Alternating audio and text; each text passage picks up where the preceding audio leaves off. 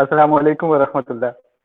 सारे सुनने वाले दोस्तों को एक दफ़ा फिर बीजिंग से कामरान अमीन का सलाम कबूल।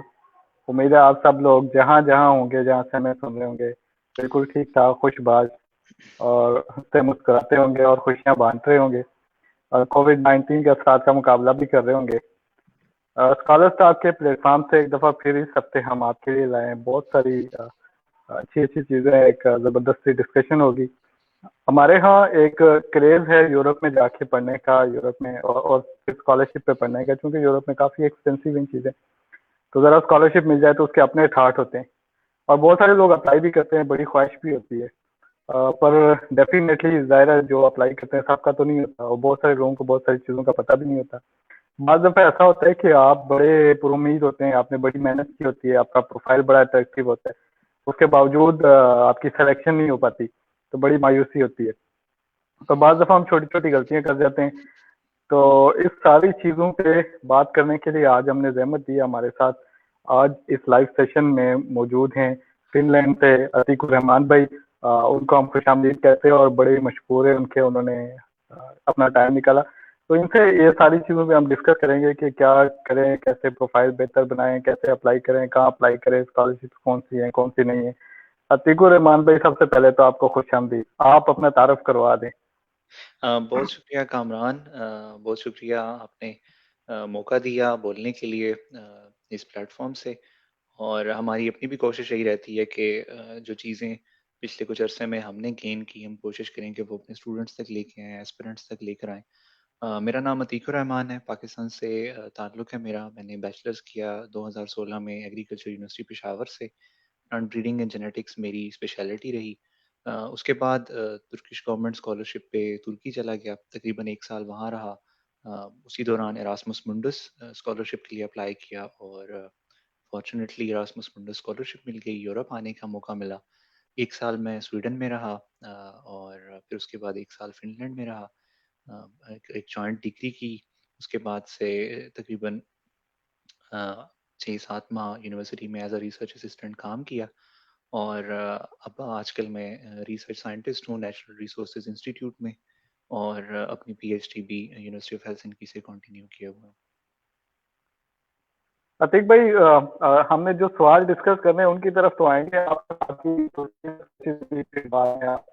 यूरोप में चले गए। बड़ा मुश्किल होता है, लोगों को एक एक स्कॉलरशिप नहीं मिलती, आपको दो दो मिल गई। क्या कोई डीलर थी आपके पास, तो ये हमें बता।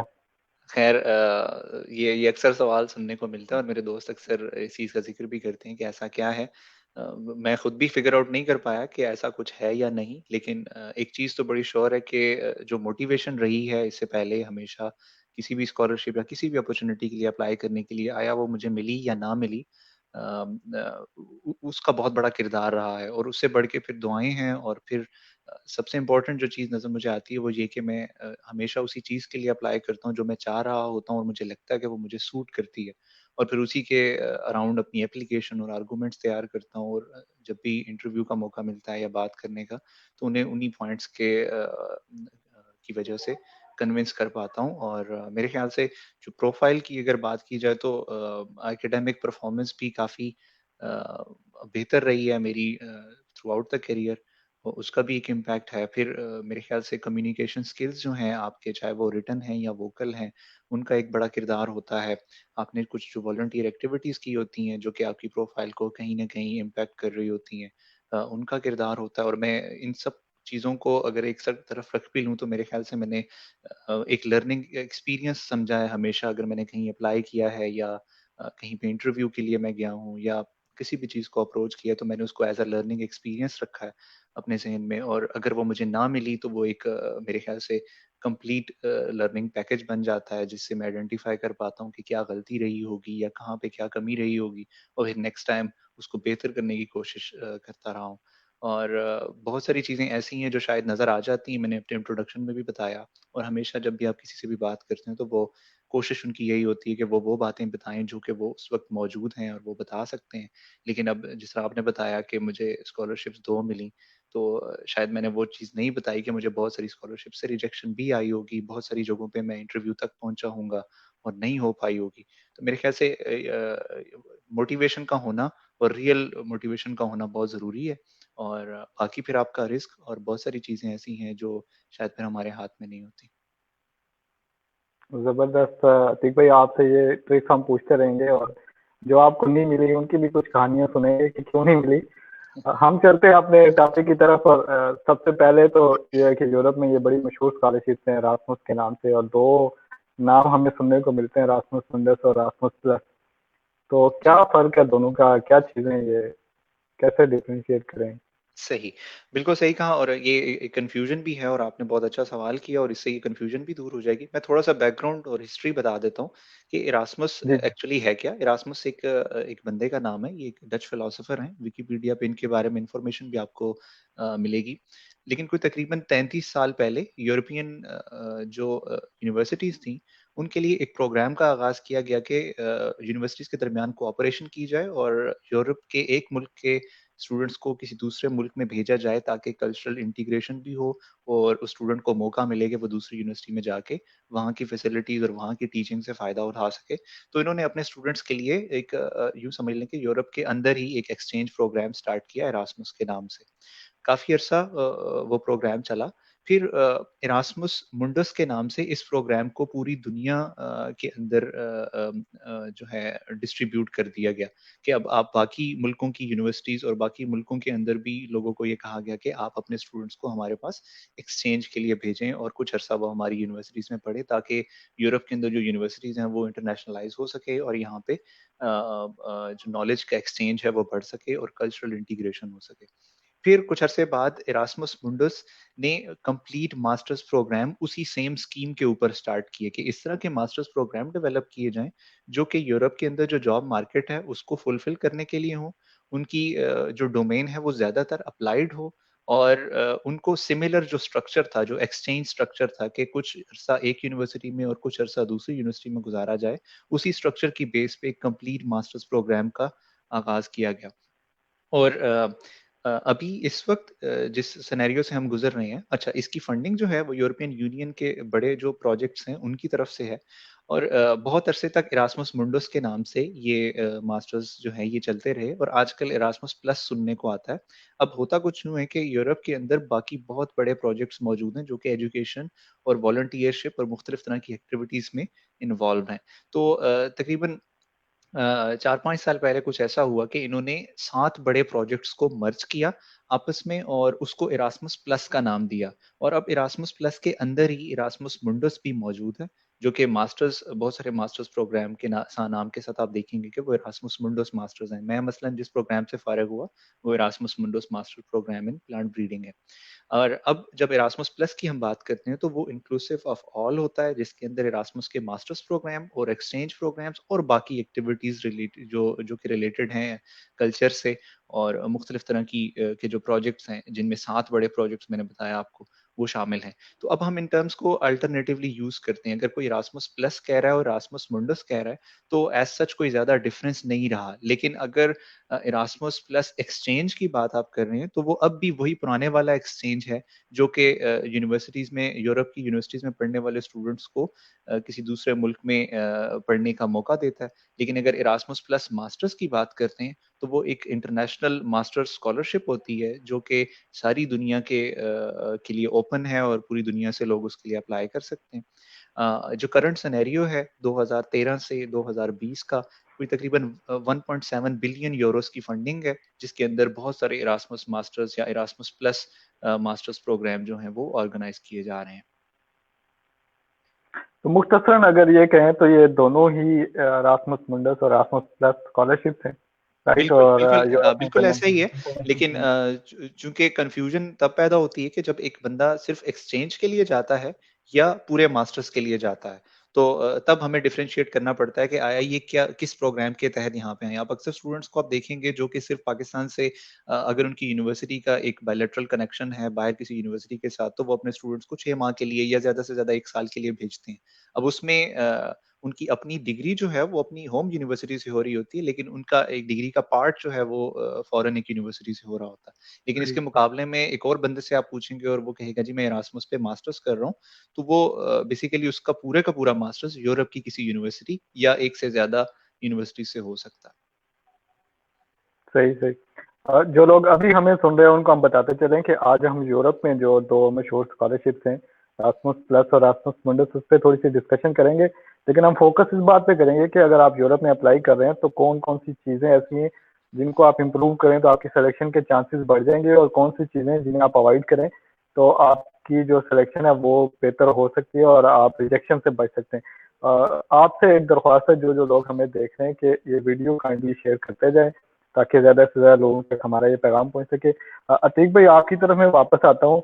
सवाल मेरा ये है कि क्या चीज ऐसी अट्रैक्टिव है रासमूस पे, कोई खास किस्म की इसकी खूबियां जो आप हमें बताएं ताकि हमारे लोगों में जिनमें अभी तक शौक नहीं पैदा हुआ उनमें भी जरा ये शौक पैदा हो कि वो रासमूस के लिए अप्लाई करें।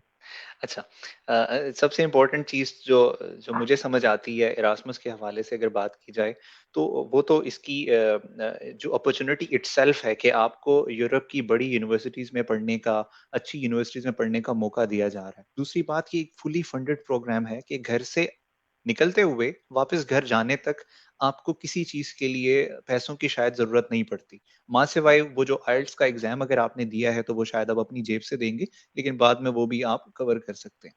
अच्छा, अब इसमें जो 2 बड़ी चीज़ें मुझे नज़र आती हैं जो शायद इसको यूनिक भी बनाती हैं, वो ये कि इरास्मस के जितने भी मास्टर्स प्रोग्राम्स हैं, वो मल्टीपल डिग्रीज़ या जॉइंट डिग्रीज़ अवार्ड करते हैं। मकसद कहने का ये है कि आप मसलन एक प्रोग्राम में आए और जिस तरह मैं आया और मैंने 1 साल Swedish university of agriculture sciences में गुज़ारा। मैंने प्लांट बायोलॉजी के मास्टर्स की वहाँ पे क्लासेस ली। फिर मैं यूनिवर्सिटी ऑफ हेलसिंकी आ गया और मैंने एग्रीकल्चर एंड फॉरेस्ट्री में मास्टर्स की क्लासेस ली। तो अब जब मैं ग्रेजुएट हुआ हूँ, तो मुझे एक complete degree university of Helsinki से भी मिली है मास्टर्स की, और एक कंप्लीट डिग्री जो स्वीडिश यूनिवर्सिटी है वहाँ से भी मैं एक्सपेक्ट कर रहा हूँ। तो at the end of the day आपके पास एक से ज़्यादा डिग्रीज़ हैं। ये तो एक बुनियादी सा फ़र्क है बाकी नॉर्मल मास्टर्स में और इरास्मस के मास्टर्स में, कि यहाँ पे आइदर आपको जॉइंट डिग्री मिलती है या आपको मल्टीपल डिग्रीज़ मिलती हैं। बहुत सारे केसेज़ में आप 3 डिग्रीज़ भी देखेंगे। अच्छा, दूसरी इम्पोर्टेंट चीज़ कि एक मल्टीकल्चरल एक्सपोज़र होगा आपका, कि आपने चूँकि एक जगह पे नहीं रहना, पाकिस्तान से आने के बाद आपको ट्रैवलिंग का मौका मिल रहा है, रहने का मौका मिल रहा है मुख्तलिफ़ कंट्रीज़ के अंदर। तो एक तो उस एक्सपोज़र से आपकी जो ग्रूमिंग है और आपका जो जो पर्सपेक्टिव है, वो ऑफ़ कोर्स बहुत ज़्यादा इम्प्रूव होता है। और तीसरी इम्पोर्टेंट चीज़ को जो अमाउंट ऑफ स्कॉलरशिप है, रफ़ली भी अगर मैं आपको बताऊँ तो कोई तकरीबन 50,000 यूरोज़ के करीब स्कॉलरशिप की अमाउंट है। जिसमें आपकी फ़ी भी कवर होती है, आपको ट्रैवल अलाउंस दिया जाता है, सेटलमेंट अलाउंस दिया जाता है और महीने के 1000 यूरोज़ दिए जाते हैं, जो कि लगभग 1,80,90,000 पाकिस्तानी रुपए बनते हैं। तो मेरे ख्याल से अगर इतने बड़े मॉनेटरी एस्पेक्ट को भी अगर कंसीडर कर लिया जाए सिर्फ़, तो मेरे ख्याल से एक एक मोटिवेशन खुद ही जनरेट हो जाती है इंसान के अंदर के क्यों ना ट्राई किया जाए। अब जितनी ये मराहत इसके अंदर मौजूद हैं, उतना ही कॉम्पिटिशन भी अपने ज़हन में इंसान रखे कि बहुत सारे लोग होंगे पूरी दुनिया के अंदर जो शायद अप्लाई करने की ख्वाहिश रखते होंगे और अप्लाई कर भी रहे होंगे। तो आपने इन सारी चीज़ों के अंदर अपनी एप्लीकेशन को ऐसे बनाना है कि कम से कम आप आउटस्टैंड कर सकें, अपने काउंटर पार्ट से भी, कि पाकिस्तानी एप्लीकेंट्स में से भी आप आगे आ सकें और फिर दुनिया में जो कॉम्पिटिशन है वहाँ पे भी आप बाकियों से बेहतर प्रूव कर सकें अपने आप को। एक छोटी-सी चीज़ यहाँ पे और भी क्लियर करता जाऊँ कि जो इरास्मस के प्रोग्राम्स हैं उसके अंदर 1 साल में एक बंदा मैक्सिमम 3 प्रोग्राम्स में अप्लाई कर सकता है, अपनी फ़ील्ड से रेलेवेंट। और जो एक कंट्री से एक प्रोग्राम के अंदर 3 से ज़्यादा लोगों को नहीं लिया जाता। तो जो नैरो है, जितना नैरो है ये कॉम्पिटिशन, उतना ही स्पेशलाइज़्ड भी बन जाता है कि आप सिर्फ़ अपनी ही फ़ील्ड के लोगों के साथ कॉम्पीट कर रहे होते हैं, लेकिन आपके कॉम्पिटिशन की इंटेंसिटी काफ़ी ज़्यादा होती है, बाकी स्कॉलरशिप्स को अगर आप कंपेयर करें इरास्मस के साथ तो। यानी अतीक भाई, आप हमें ये बता रहे हैं कि ये जो 1,80,90,000 रुपए की रकम बनती है पाकिस्तानी, पाकिस्तान में असिस्टेंट प्रोफेसर को भी इतने नहीं मिलते, वहाँ मास्टर बिल्कुल, करने वाले स्टूडेंट को महीने में इतने पैसे मिल रहे होते हैं। ऐसा ही तो है, ये सुन बिल्कुल। रहे हैं जो हमारे सारे लोग, ये ध्यान में रखें कि देखें जरा पैसों के लिहाज से भी, और ज़रा जो चीज़ जितनी अच्छी होती है फिर उसके लिए उतने ही वो क्या कहते हैं जोखिम उठाने पड़ते हैं, बड़े पापड़ शापड़ बेलने पड़ते हैं। ऐसा ही है। अतीक भाई, एक और सवाल जो जरा रह गया, लेकिन कर लेते हैं कि ये पीएचडी के लिए अलग से है, मास्टर के लिए अलग से है, या दोनों के लिए है अच्छा, इरास्मस प्लस? बिल्कुल अच्छा सवाल किया, और ये बड़ा कॉमन सवाल है कि अक्सर लोग जो हैं वो पूछते हैं। 2013 तक ऐसा था कि इरास्मस मुंडस के अंडर पीएचडी और मास्टर्स दोनों हुआ करते थे। फिर उसके बाद यूरोपियन यूनियन की जो फंडिंग स्कीम्स हैं वो जरा चेंज होती हैं, तो इरास्मस प्लस के अंडर तकरीबन सारे इरास्मस मास्टर्स के प्रोग्राम्स हैं, और जितने भी प्रोग्राम्स पहले पीएचडी के आया करते थे अब वो मैरी क्यूरी फेलोशिप के अंडर चले गए हैं। तो अगर किसी ने यूरोपियन मास्टर्स करना है तो वो इरास्मस मुंडस या इरास्मस प्लस को फॉलो करे, और अगर किसी ने पीएचडी करनी है सिमिलर स्ट्रक्चर की, तो वो यूरोपियन यूनियन का जो मैरी क्यूरी फेलोशिप का प्रोग्राम है उसको वो फॉलो कर सकता है। तो अभी इस वक्त इरास्मस जो है वो एज सच पीएचडी प्रोग्राम्स जो है एडवर्टाइज नहीं करता, ये सिर्फ मास्टर्स और ये प्रोग्राम्स। सिर्फ साइंसेज के लिए है या सोशल साइंसेज के लिए भी है? नहीं, ऐसा नहीं है। ये तकरीबन जितनी भी इस वक्त मेजर फील्ड्स हैं, चाहे वो नेचुरल साइंसेस हैं, सोशल साइंसेस हैं, फिजिकल हैं, केमिकल हैं, या मेडिकल साइंसेस, या उनसे अलाइड जितनी भी फील्ड्स मौजूद हैं, उन सब फील्ड्स में कहीं ना कहीं आपको इसके प्रोग्राम्स मिल जाएंगे। और फिर हम आगे चल सही। के बात करते हैं कि किस तरह से उनको फिल्टर आउट करना है आपने।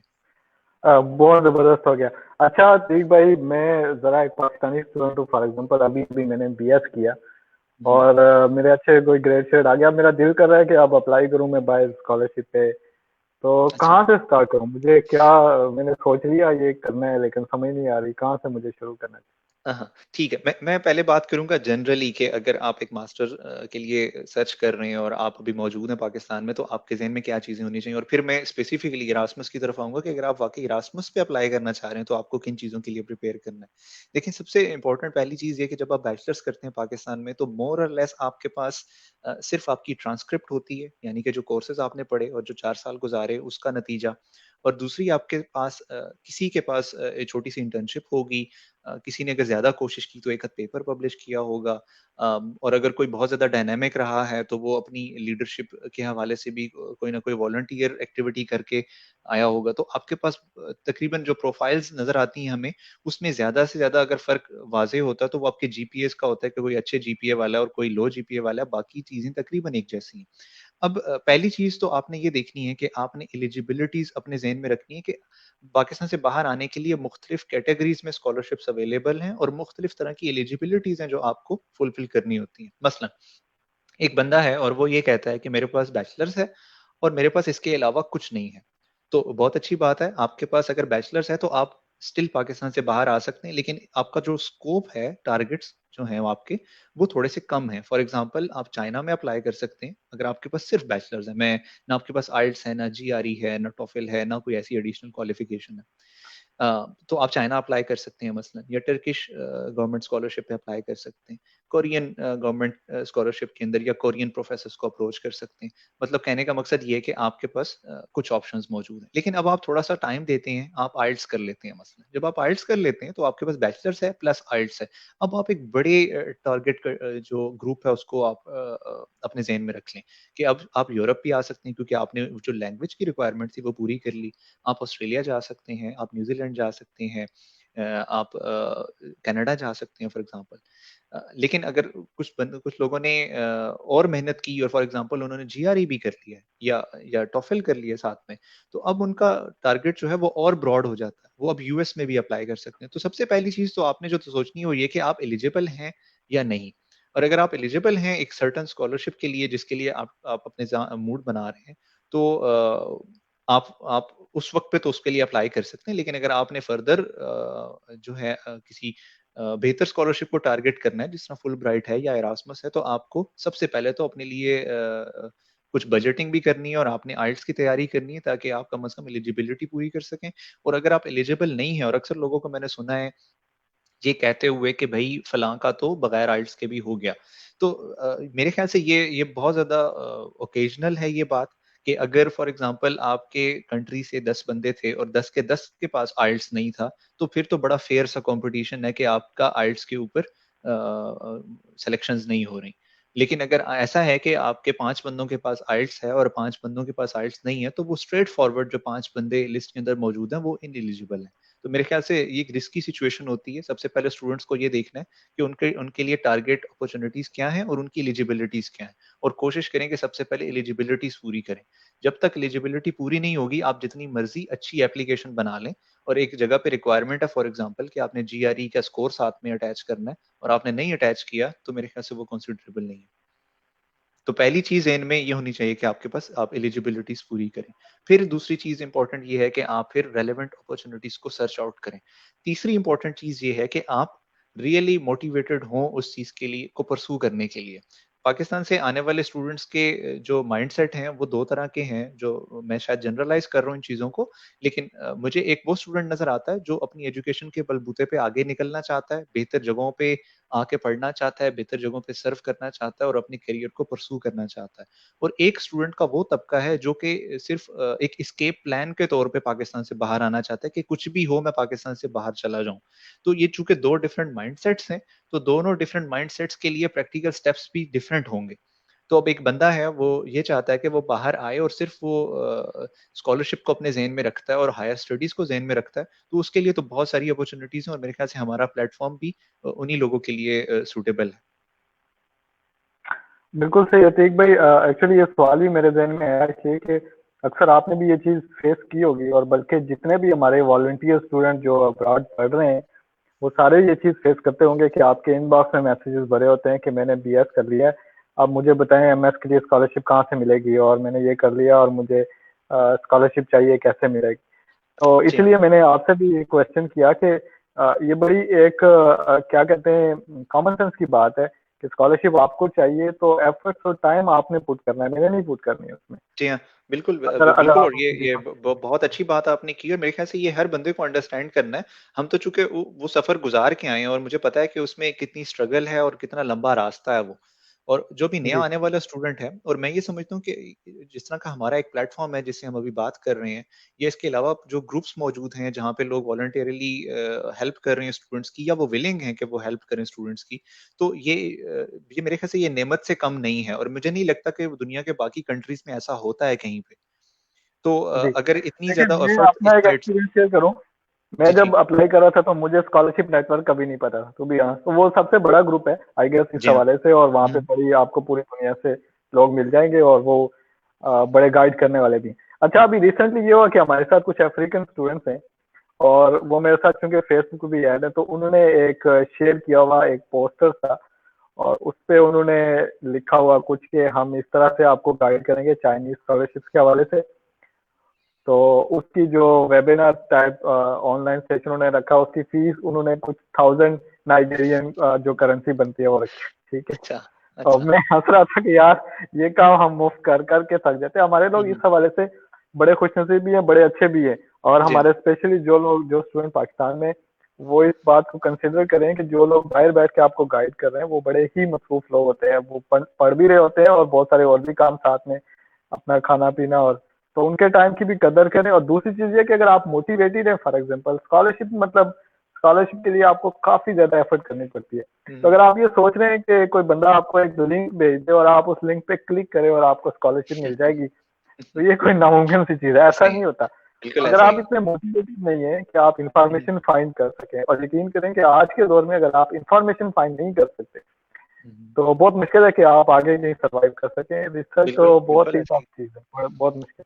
तो बिल्कुल होना ये ऐसा ही। चाहिए कि आप जब भी कोई क्वेश्चन लेके आए, उसके पीछे होमवर्क हुआ हुआ नजर आ रहा हो। फॉर एग्जांपल ये क्वेश्चन की तुक बनती है किसी हद तक जाके कि मैंने बीएस इस सब्जेक्ट में कर लिया है, और मैंने फलां जगह स्कॉलरशिप के लिए देखा है ये स्कॉलरशिप, और इसके एलिजिबिलिटी क्राइटेरिया ये मेरा बन रहा है, इसमें मैं अप्लाई कर रहा था, ये मैंने ईमेल लिख दी, आप जरा देख लें ईमेल सही है। तो मैं बड़ी हम्म। हंसी खुशी उस ईमेल को देखूंगा कि यार इसने काफी सारा काम कर लिया हुआ और थोड़ा सा काम रह गया हुआ है।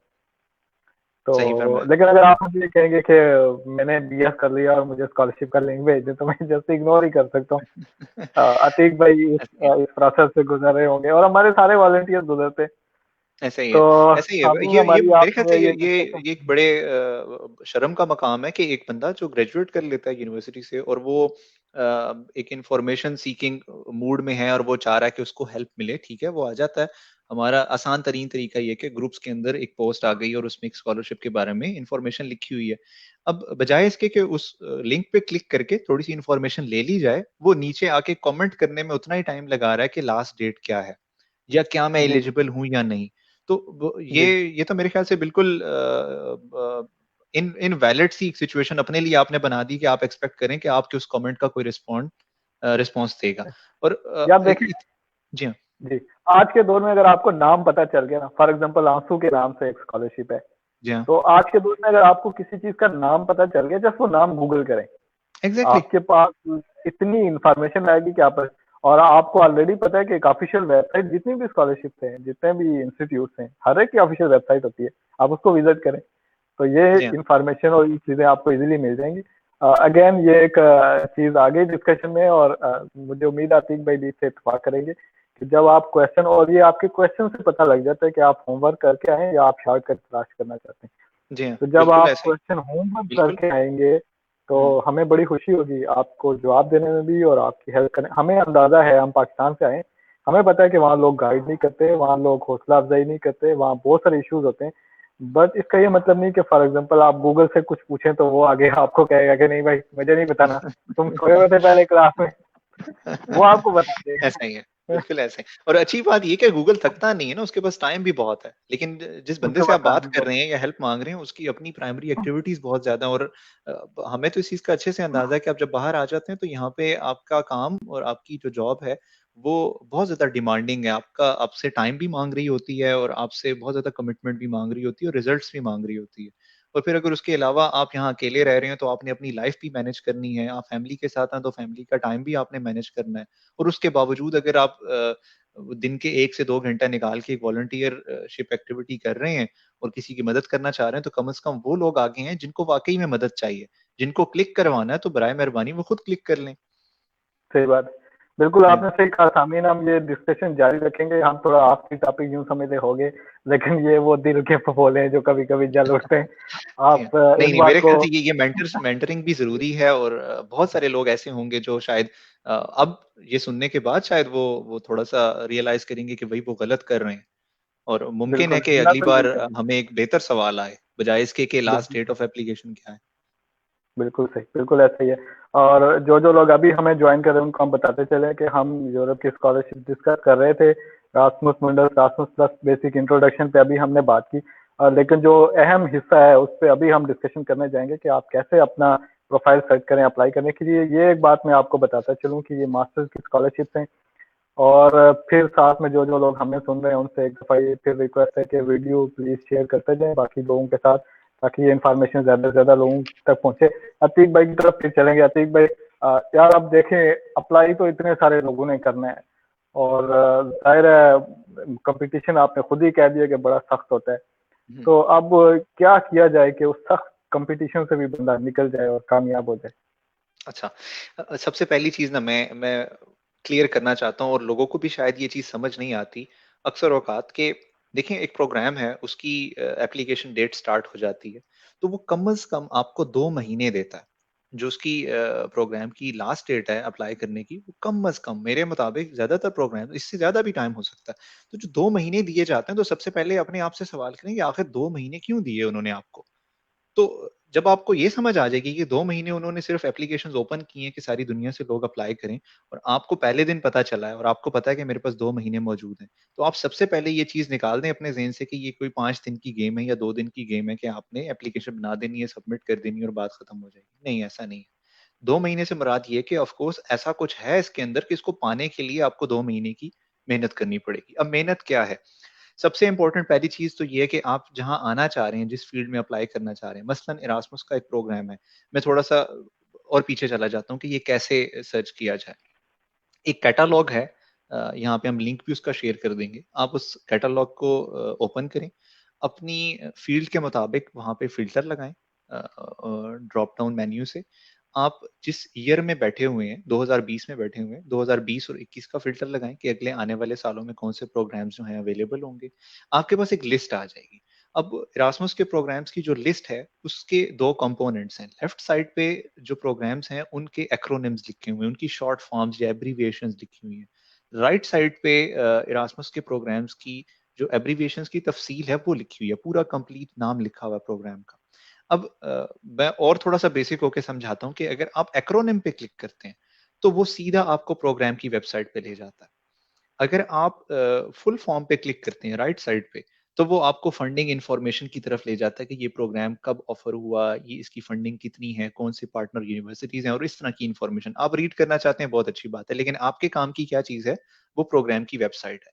तो मसलन एक बंदा आया, उसने क्लिक किया, अपनी फील्ड के मुताबिक अगले जो प्रोग्राम्स हैं उनकी लिस्ट उसके सामने आ गई, और अब उसमें से वो स्क्रीन करता जा रहा है और देखता जा रहा है कि इसके अंदर से मुझे कौन से प्रोग्राम सूट करते हैं। और मैंने जिस तरह आपको बताया कि एक साल में आप ज्यादा से ज्यादा 3 प्रोग्राम्स में अप्लाई कर सकते हैं, तो उसने 3 प्रोग्राम्स को शॉर्ट लिस्ट कर लिया। अब वो 3 प्रोग्राम्स की जब एक्रोनिम पे क्लिक करेगा, उस प्रोग्राम के शॉर्ट नाम पे क्लिक करेगा, तो वो प्रोग्राम की वेबसाइट तक पहुंच जाएगा।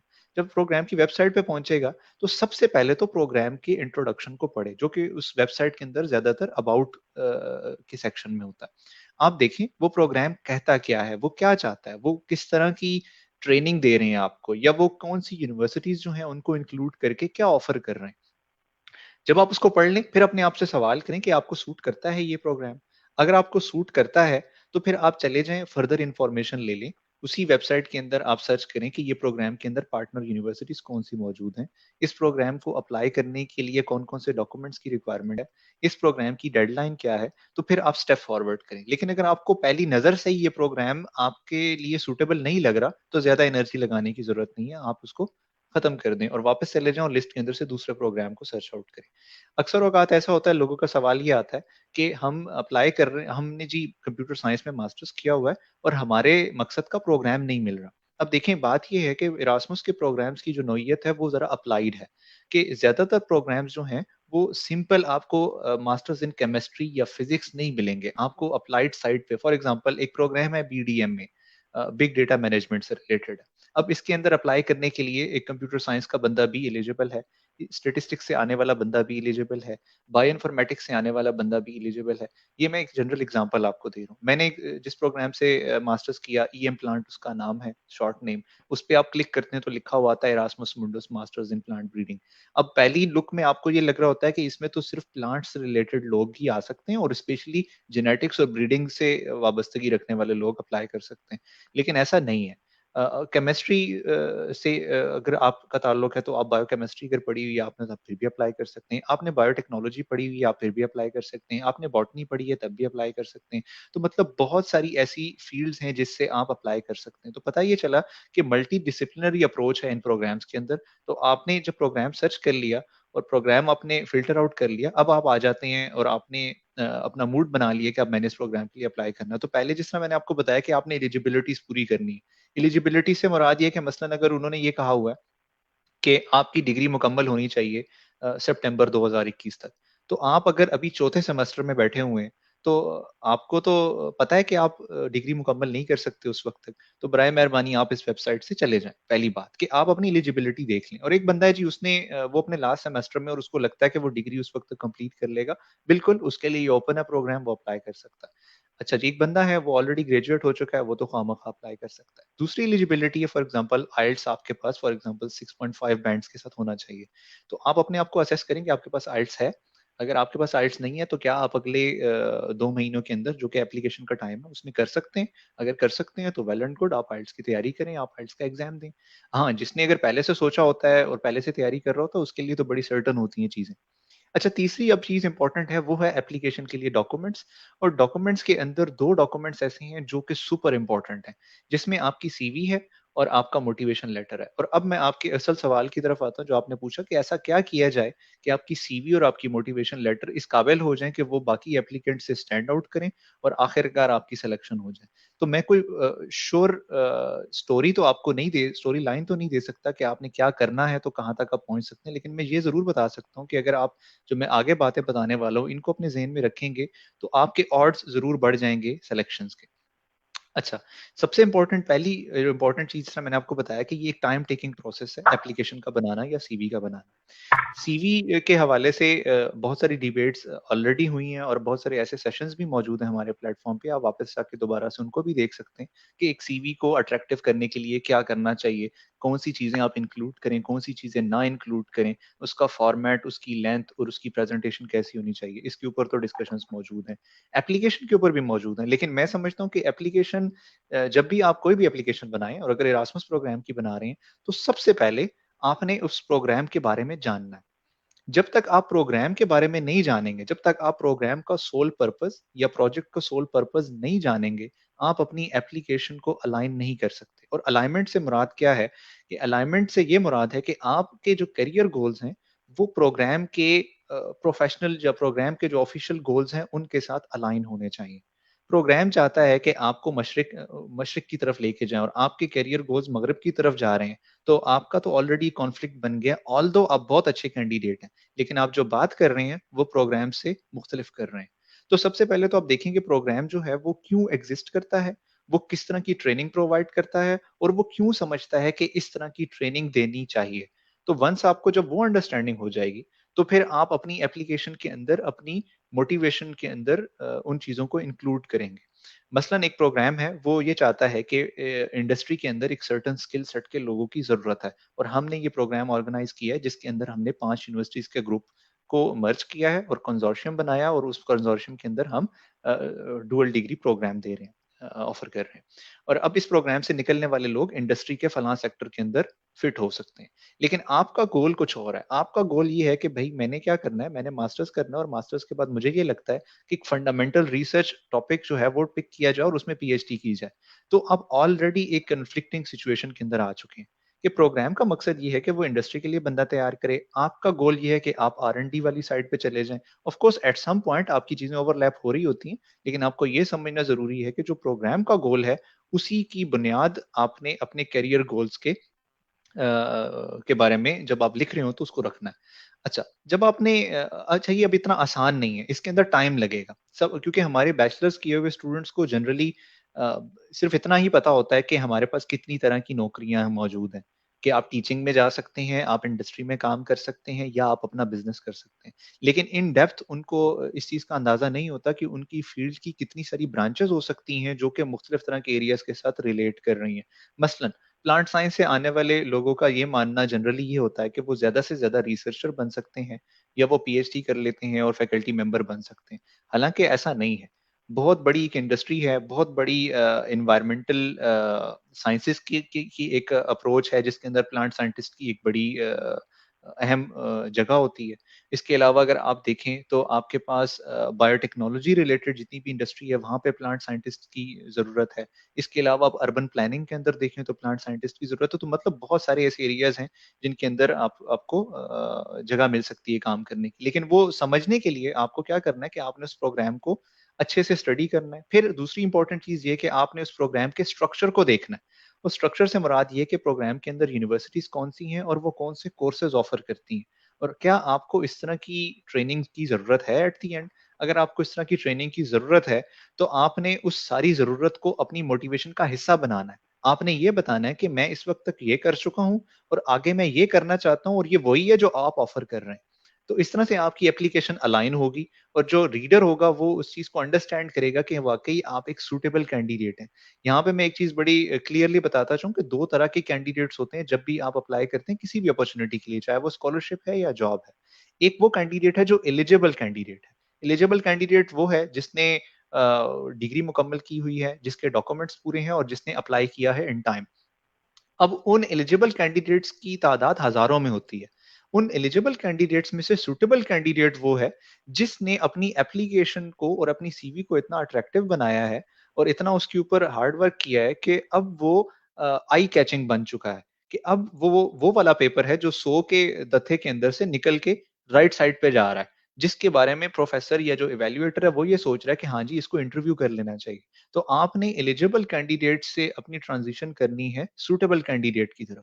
वंस आप सूटेबल कैंडिडेट बन जाते हैं और अगर प्रोग्राम के अंदर एक इंटरव्यू भी इंक्लूडेड है कि आपका इंटरव्यू भी होना चाहिए, तो आपको इंटरव्यू की कॉल आएगी।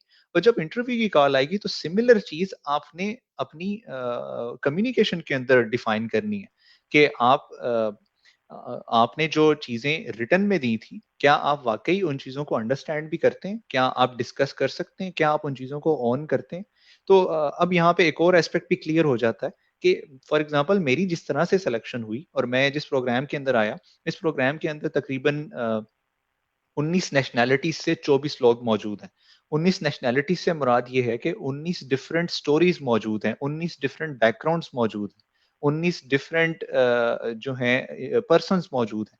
तो अब जो 19 नेशनैलिटीज हैं, वो नेशनैलिटीज चूंकि अब लोगों को ये लगे कि अगर ये हम सारे के सारे कॉमन अप्रोच के साथ आए हैं या हमारी एप्लीकेशन एक जैसी थी और हमें सेलेक्ट कर लिया गया, ऐसा नहीं है। ऐसा हो ही नहीं सकता क्योंकि हम तो एक दूसरे को जानते तक नहीं थे। तो पता ये चला कि आपकी स्टोरी का यूनिक होना और आपकी स्टोरी का अच्छा होना ही डिफाइन करेगा कि आपकी सिलेक्शन हो रही है या नहीं हो रही। इट डजंट मैटर कि आप मेरी एप्लीकेशन ले लें और मेरे नाम की जगह किसी और का नाम लगा लें और वो एप्लीकेशन आप सबमिट करें, हो सकता है आपकी सिलेक्शन ना हो। वो इसलिए क्योंकि कोई स्टैंडर्ड हमारे पास स्टोरी लाइन नहीं है जिसको फॉलो किया जाए। असल चीज़ ये कि आपकी स्टोरी ओरिजिनल हो, उसके ऊपर मेहनत हुई हो, आपने अपनी मोटिवेशन को उस पेपर के ऊपर डाला हो और फिर उस मोटिवेशन को आप ऑन करते हो और फिर इंटरव्यू के अंदर आप उस मोटिवेशन को एक्सप्रेस कर सकें। और वो बाय एक्सप्रेशन आई मीन कि जब आपसे बात की जाए, तो पता चल रहा हो कि आप वाक़ई इस प्रोग्राम के बारे में भी जानते हैं, आप अपने बैकग्राउंड से भी वाकिफ हैं और आप अपने फ्यूचर को भी प्रिडिक्ट कर रहे हैं कि आप इस प्रोग्राम के बाद किस काबिल होंगे या आप किस तरफ जा रहे होंगे। तो इस सारी की सारी स्टोरी लाइन को बनाने में आपको 1 से 2 महीने लगते हैं। उसके अंदर आपने जब भी अपनी एप्लीकेशंस को बनाना होता है, तो कोशिश ये करें कि अपनी तरफ से 100% दें वन्स। और मैं बहुत सारे लोगों की एप्लीकेशंस जो हैं वो रीड करता हूँ, प्रूफ रीड करता हूँ, उनकी हेल्प करता हूँ, अपने वक़्त के मुताबिक जितना मुझे मिलता है। और ज़्यादातर एप्लीकेशंस के अंदर जो मुझे गलती नज़र आती है, वो ये नज़र आती है कि आपने प्रोग्राम को देखा तो है, आपको अच्छा तो बहुत लगता है और आपको शौक भी बहुत है वहाँ पे आने का, लेकिन आपने उसके ऊपर होमवर्क नहीं किया। और आपने जस्ट एक एप्लीकेशन बनाई है और जिसके अंदर आपने लिखा हुआ है मैंने ये किया हुआ है और मैं ये करना चाहता हूँ और बराए मेहरबानी मुझे स्कॉलरशिप दे दें। तो एक बात तो बड़ी क्लियर कट है कि ये कोई नीड बेस्ड स्कॉलरशिप है नहीं कि आप ये बताएँगे कि मैं डेवलपिंग कंट्री से हूँ और मेरे पास यूरोप आने के पैसे नहीं है और आपको स्कॉलरशिप मिल जाएगी, इट्स नेवर गोना हैपन। असल चीज़ ये है कि आपकी कॉम्पिटेंसी जो है वो आपने सेल आउट करनी है। आपने बताना है कि आप बाकियों से मुख्तलिफ क्यों हैं और जब आप नहीं बता सकते तो दूसरा कैसे देखेगा कि आप मुख्तलिफ हैं और बाकियों से बेहतर हैं। और ये बाकियों से मुराद सिर्फ आपके साथ वाले जो अप्लाई कर रहे हैं पाकिस्तान से, बल्कि पूरी दुनिया से एप्लीकेंट्स हैं। तो जो मैंने आपको बताया कि जो कॉम्पिटिशन है वो बड़ा इंटेंस है। लेकिन उसके साथ-साथ मैं आपको खुशखबरी भी ये देता जाऊँ कि पाकिस्तान बहुत ज़्यादा सक्सेसफुल है। टॉप 3 कंट्रीज़ में से है जो इरास्मस की स्कॉलरशिप्स को अचीव करते हैं। हम तकरीबन 140 के करीब लोग इस साल जो इस इनटेक के अंदर आए हैं लोग, वो 140 की तादाद में हैं। तो इस पता ये चलता है कि पाकिस्तानी जहाँ पे कॉम्पीट कर रहे हैं, वहाँ पे पता ये चल रहा है हमें कि अगर आप थोड़ा-सा और पुश करें तो हम इस नंबर को और भी इंक्रीज़ कर सकते हैं। तो ऐसा नहीं है कि पाकिस्तानीज़ की सिलेक्शन ही नहीं होती या पाकिस्तान से आने वालों की सिलेक्शन नहीं होती, लेकिन ऐसा ज़रूर है कि सिलेक्शन उसकी होती है जो कि डिज़र्व करता है उसे। बड़ी खूबसूरत आपने डिस्कशन की और बहुत डिटेल के साथ आपने एक भाई बातें की। दो तीन चीज़ें जो जिनकी तरफ आपने इशारा किया, एक ये कि जो लिंक की आप बात कर रहे थे, वो अगर आप जो हमें सुनने वाले लोग हैं वो पोस्ट की डिस्क्रिप्शन देखें तो उसमें आपको दो लिंक मिलेंगे। एक लिंक तो इसी रासमस के हवाले से और दूसरा लिंक फेसबुक ग्रुप का आपको मिलेगा जो पाकिस्तानी स्टूडेंट्स ऑलरेडी रासमस के एलुमनाई या वहाँ पे हैं और वो पढ़ रहे हैं, तो उनका आपको ग्रुप मिलेगा, वो भी ज्वाइन कर लें, फर्स्ट हैंड इन्फॉर्मेशन आपको मिलेगी। एंड तो खुद ही अतीक भाई ने बता दिया कि हमारे सिलेक्शन रेट भी माशाल्लाह हम दुनिया के टॉप 3 कंट्रीज में। तो आपको नज़र आ रहा होगा कि अतीक भाई और बहुत सारे लोग जो रासमस वगैरह पे पढ़ रहे हैं वहाँ पे यूरोप में, आपको फेसबुक पे वो एक्टिव नज़र आ रहे होंगे। पीछे हमने शोएब भाई को सुना, इना वो उसको सुना पिछले सेशन में, और सिकंदर भाई, तो ये सारे लोग इसी तरह टाइम निकाल के मेहनत करते हैं और फिर उनकी मेहनतों का सिला कहीं ना कहीं से मिल जाता है, ये अल्हम्दुलिल्लाह। इन सब का भी बेहद शुक्रिया। इसी तरह मोटिवेशन की बात है, दो बड़ी इंपॉर्टेंट चीज़ें जिक्र की, मोटिवेशन की और सीवी की, बड़े इंपॉर्टेंट डॉक्यूमेंट्स हैं। तो इससे पहला जो सेशन है इवन के अगर आप वीडियोस के सेक्शन में जाएं तो अभी की जो वीडियो आ रही होगी, इससे पहली वीडियो आप देखें, उस दिन सिकंदर भाई और शोएब भाई और हिना घोष ने बड़ी डिटेल से डिस्कस किया है कि आप मोटिवेशन लेटर किस तरह से डिज़ाइन करें और सीवी किस तरह से अरेंज करें, और आप मोटिवेशन लेटर में गलतियां कौन कौन सी करते हैं जिनसे आपको अवॉइड करना चाहिए। तो वो बड़ी डिटेल से डिस्कशन है, उसको भी काइंडली जब भी आप अप्लाई करें एक दफ़ा फिर देख लें। और मैं आतिक भाई की एक बात रिपीट करूंगा, देखेंगे 2 महीने का टाइम है एटलीस्ट, तो आप इस टाइम को पूरा लें और अपना मैक्सिमम देने की कोशिश करें। और अगर आप मुझे नहीं समझा पाते, मैं फॉर एग्जांपल आपकी एप्लीकेशन रिव्यू कर रहा हूँ और मेरा इंटरेस्ट ये है कि आप में यूनिकनेस क्या है, आपको क्यों स्कॉलरशिप दे दी जाए और बाकी लोगों को क्यों ना दी जाए। तो अगर आप मुझे इस बात पे कन्विंस नहीं कर सकते अपनी एप्लीकेशन के थ्रू, जो मटेरियल आपने राइट अप में भेजा किसी भी तरह से, तो मुझे ये बताएंगे, फिर मुझे कैसे समझ आएगी कि आपके हालात और वाकयात क्या थे और आप में कोई टैलेंट है कि नहीं है, और आप जी। कितने छुपे हुए पोशीदा किस्म के जौहर हैं, वो तो नजर आने चाहिए आपकी एप्लीकेशन से काफी हद तक। हम्म। इसलिए बड़ा जरूरी है कि आप अपनी एप्लीकेशन इस तरह से सेट करें कि कम से कम एक नज़र वो बंदा देखे, और अगर उसे रिजेक्ट भी करनी हो वो एप्लीकेशन कि नहीं यार गुंजाइश नहीं बन रही और बहुत सारे इश्यूज हैं कोई, तो वो कम से कम सोचे जरूर एक दफा कि यार मैं किस बंदे को रिजेक्ट करने जा रहा हूँ। तो हम अपनी डिस्कशन आगे बढ़ाएंगे, जो लोग हमें सुन रहे हैं उनसे जी हाँ, दरख्वास्त है कि बिल्कुल ऐसा ही, वीडियो मजीद बिल्कुल ऐसा ही। शेयर करते। जी, आप कुछ ऐड करना चाह रहे थे?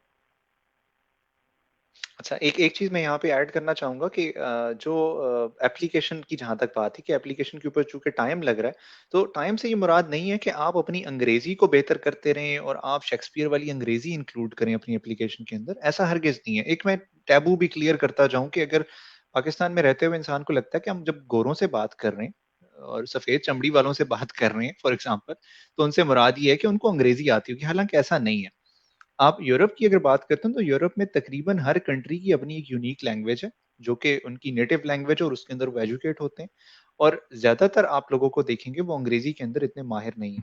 तो अगर एक एप्लीकेशन ऐसी है जिसके अंदर आपने कहानी की क्वालिटी को इम्प्रूव नहीं किया, रादर आपने उसकी वर्डिंग को इम्प्रूव किया और आपने उसके अंदर मुश्किल अंग्रेजी के अल्फाज डालने के ऊपर 2 महीने लगा दिए हैं, तो मेरे ख्याल से ये चीजें आपकी कम्युनिकेशन को अच्छी नहीं बल्कि बुरी साइड पे लेकर जा रही होती हैं। कि आप जो बात कर रहे हैं वो अगले तक पहुंच ही नहीं रही। आप एक ऐसा वर्ड इस्तेमाल कर रहे हैं जिसका दूसरे बंदे को डिक्शनरी उठाने के बिना मतलब नहीं समझ आएगा, तो आप उसके लिए मुश्किल पैदा कर रहे हैं। आम और साफ अल्फाज में अपनी एप्लीकेशन लिखी जाए और क्लियर कट इंफॉर्मेशन दी जाए अपने बारे में, अपने फ्यूचर करियर के बारे में, और अलाइन किया जाए जिस तरह मैंने आपको बताया। और मैं इस पे बहुत ज्यादा फोकस करता हूँ कि आपकी जब तक अलाइनमेंट नहीं होगी उस वक्त तक आपकी एप्लीकेशन एक अच्छी एप्लीकेशन नहीं बन सकती। और अलाइनमेंट से मैं एक सादा सी मिसाल दे देता हूँ। मसलन तुर्किश गवर्नमेंट स्कॉलरशिप के लिए एक बंदा अप्लाई करना चाह रहा है और उसने स्कॉलरशिप की रिक्वायरमेंट्स भी देखी और उसने स्कॉलरशिप का जो फॉर्मेट है वो देखा और उसे पता चला कि पहले साल तुर्किश गवर्नमेंट जो है वो आपको तुर्किश जबान सीखने के लिए कहेगी। और अब आपने एप्लीकेशन के अंदर तुर्किश जबान के बारे में या उसके सीखने के हवाले से विलिंगनेस का इजहार नहीं किया। आपने तुर्किश कल्चर के इंटीग्रेशन के बारे में बात नहीं की। आपने कोई इस तरह की स्टेटमेंट नहीं दी जिससे ये लगे कि आप वाकई रेडी हैं उस 1 साल के अंदर लैंग्वेज सीखने के लिए, आप इंटरेस्टेड हैं टर्किश कल्चर को, टर्किश एनवायरनमेंट को जो है एक्सपीरियंस करने के लिए। तो मेरे ख्याल से आप कहीं ना कहीं उस गोल को देख ही नहीं पा रहे, क्योंकि एजुकेशन के साथ उन्होंने एक एड ऑन दिया हुआ है। अब सिमिलरली मसलन आप जिस तरह कामरान चाइना में, और आपको पता है कि चाइना और पाकिस्तान के बायलैटरल बहुत सारे प्रोग्राम्स हैं जो कि स्कॉलरशिप्स ऑफर करते हैं। मसलन बेल्ट एंड रोड जो स्कीम है स्कॉलरशिप की, अब इसका एक खास सी पैक और जो हमारे फ्यूचर प्लान्स हैं चाइना और पाकिस्तान के, उसके साथ इसका एक खास कनेक्शन जुड़ा हुआ है। और अगर आप उस कनेक्शन को नहीं समझ पा रहे और आप उस चीज के बारे में बात नहीं कर रहे जो कॉमन वैल्यूज हैं जिसके ऊपर वो स्कॉलरशिप बेस कर रही है, तो मेरे ख्याल से आप उस लिंक को मिस कर रहे हैं। और वो दूसरा बंदा जो रिव्यू करने वाला वो देखना चाह रहा है, वो ना सिर्फ आपकी कॉम्पिटेंसी को देख रहा है बल्कि वो ये देख रहा है कि आप वाकई उस गोल को भी समझ रहे हैं या नहीं समझ रहे। तो आपने कहीं ना कहीं इन सारी की सारी चीजों को अपने जहन में रखना है और तब जाके आप एक बेहतर कैंडिडेट बन सकते हैं।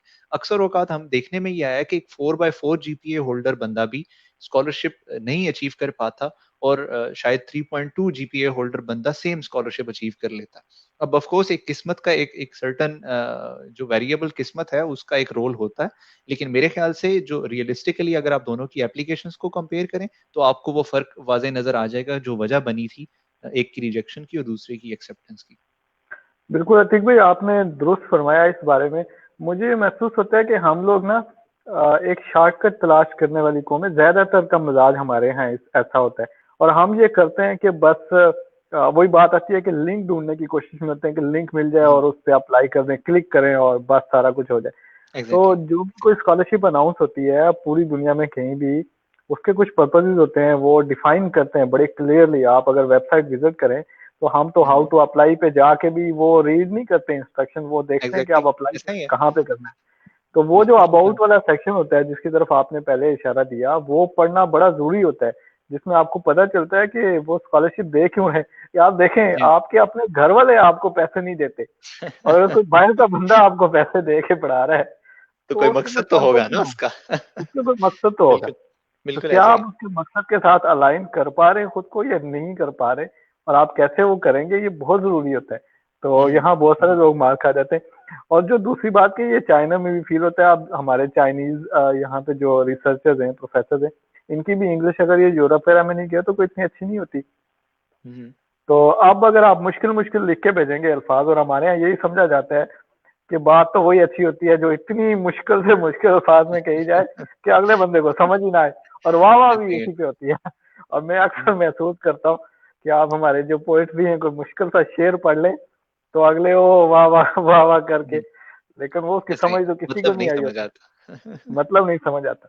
तो यहाँ पे ऐसा ही है कि आपने मतलब समझाना है, आप जो बात कह रहे हैं वो मुझ पे असर करे। असर तब करेगी जब मुझे समझ आएगी। तो हम्म, मुश्किल जुबान लिखना और मुश्किल से मुश्किल अल्फाज ढूंढ के लाना, ये हम्म, कोई तरीका नहीं है, ये कोई कमाल नहीं है। कमाल ये है कि आपकी जो बात आप कहना चाह रहे हैं वो अगले बंदे को समझ आए। तो फिर आप उस जी, अगले बंदे का लेवल जरा ध्यान में रखें कि जी हाँ, वो जी हाँ। क्या है और कितनी बात समझ सकता है। तो अतीक भाई की तरफ फिर चलेंगे। अतीक भाई, आपसे, आप चूंकि डॉक्यूमेंट्स भी रिव्यू करते रहते हैं, 2-3 साल आपको हो गए इस सारे प्रोसेस में, लोगों के आपने देखे डॉक्यूमेंट्स, अच्छे भी बुरे भी। आप क्या समझते हैं कि जो हमारे स्टूडेंट्स मार खाते हैं वो किस पॉइंट पे मार खाते हैं, कहाँ कहाँ वो बड़ी गलतियां करते हैं जो नहीं करनी चाहिए? अच्छा, बड़ी इंपॉर्टेंट बात है ये। अच्छा, मैं चूंकि बात तो हम इरास्मस के हवाले से कर रहे हैं, लेकिन इन जनरल में मैं आपको बताऊं कि जो कुछ कम्युनिकेशन की नॉर्म्स हैं, कि आपने प्रोफेशनली किसी बंदे से कैसे बात करनी है, या अगर आपने ईमेल करनी है तो आपकी ईमेल का जो जो उसका फॉर्मेट है वो क्या होना चाहिए, या आपकी सैल्यूटेशंस कैसी होनी चाहिए, आप किस तरह से दूसरों को पुकारते हैं, ये बहुत ज्यादा इम्पैक्ट क्रिएट करता है आपकी कॉन्सिक्वेंस के ऊपर जो उस कम्युनिकेशन का निकलेगा। तो पहली चीज जो मुझे पहली बड़ी गलती नजर आती है लोगों की एप्लीकेशंस के अंदर, वो जिस तरह मैं चूंकि एम्फसाइज हमेशा यही कर रहा हूँ कि आपने स्टडी करना है, जहां पे भी आपने जिस प्रोग्राम के लिए अप्लाई करना है उसके बारे में जानना जरूरी है। तो लोग नहीं जानते। लोग अपने करियर गोल्स, अपने ड्रीम्स और अपनी जो उनकी प्रीवियस अचीवमेंट्स हैं, सिर्फ उसके बारे में बात कर रहे होते हैं। उनकी पूरी एप्लीकेशन के अंदर वो चीज मिसिंग होती है, जिसको मैं कहूंगा कि वो एक कॉमन एरिया होता है, और वो जो ग्रे एरिया है वो हमें चाहिए होता है अपनी एप्लीकेशन के अंदर। तो पहली चीज तो ये। दूसरी चीज जो मुझे लगता है कि जो गलती की जाती है, वो ये की जाती है कि आप अपने बारे में जानते नहीं है।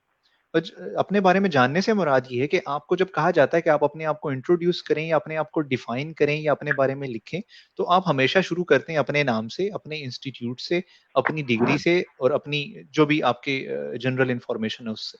लेकिन ऐसा नहीं है। बाहर दुनिया के अंदर लोगों को अपने ऊपर बिलीव होता है कि मैं क्या हूँ। फॉर एग्जाम्पल, एक बंदे से पूछा जाता है कि आप अपने आप को डिफाइन करें, तो डेफिनेशन से ये मुराद हरगिज नहीं होती कि आप अपने नाम के बारे में बात करें, बल्कि डेफिनेशन से ये मुराद होती है कि आप अपने आप को क्या समझते हैं। आप एक एनवायरमेंटलिस्ट हैं, आप एक यंग साइंटिस्ट हैं, आप एक प्लांट इंथुजियास्ट हैं। मतलब ये मैं आपको जनरल एग्जांपल्स दे रहा हूँ कि आप अपने आप को समझते हैं। आप एक यंग केमिस्ट हैं फॉर एग्जांपल, तो क्या आप समझते हैं कि आप इस सर्टेन कैटेगरी में लाई कर रहे हैं, या आपको ये लगता है कि आप जस्ट एक फ्रेश ग्रेजुएट हैं जिसने कुछ भी हासिल नहीं किया जिंदगी में? आपको कहीं न कहीं उन चीज़ों को ऑन करना है, क्योंकि ये जो आपकी प्रोफ़ेशनल फ़ील्ड्स हैं, स्पेशली जिसमें आप बैचलर्स या मास्टर्स कर रहे हैं, ये वो एरियाज़ हैं जिनके साथ आपका अब जीना-मरना है। तो अगर आप नहीं समझ पा रहे इस चीज़ को, कि आपको अपनी डेफ़िनेशन का नहीं पता कि आप इस वक़्त किस लेवल पे खड़े हैं, और अपने आप के बारे में जब बात करनी होगी तो आप किस चीज़ को एक्सप्रेस करेंगे। अच्छा, दूसरी इंपॉर्टेंट चीज़ जो मुझे नज़र आती है वो ये होती है कि लोगों को शायद ये नहीं पता होता कि उनकी अचीवमेंट्स की कितनी बड़ी वैल्यू है, और अचीवमेंट से क्या मुराद है। हमारे यहाँ अचीवमेंट को एक छोटे से बॉक्स में बंद कर दिया गया है। सिर्फ जीपीए को फॉर एग्जांपल अचीवमेंट समझा जाता है, या आपके प्रीवियस ग्रेड्स को अचीवमेंट समझा जाता है, गोल्ड मेडल को ऑफ कोर्स ये सारी की सारी बहुत अच्छी अचीवमेंट्स हैं, लेकिन ये सिर्फ टॉप के 3 बंदों के पास हैं। बाकी क्लास के पास नहीं है ये चीज़ें। या इवन अगर आप जनरली भी देखें जो डिस्ट्रीब्यूशन ऑफ ग्रेड्स है किसी भी नॉर्मल यूनिवर्सिटी में, उसमें टॉप 1 टू 5% लोग ऐसे होंगे जिनके कंसिडरेबली बेटर ग्रेड्स होंगे। बाकी तकरीबन जितने लोग बच जाते हैं उनके average and below average grades होते हैं। ऑफ कोर्स उनको भी पूरा-पूरा हक है कि वो बाहर आके तालीम हासिल करें। लेकिन चूँकि अब वो ग्रेड तो नहीं हासिल कर पाए, कोई भी वजह हो सकती है। तो वो कहाँ पे ऐसा कुछ कर सकते हैं कि जिसकी वजह से वो कॉम्पेंसेशन कर सकें उन सारी चीज़ों की।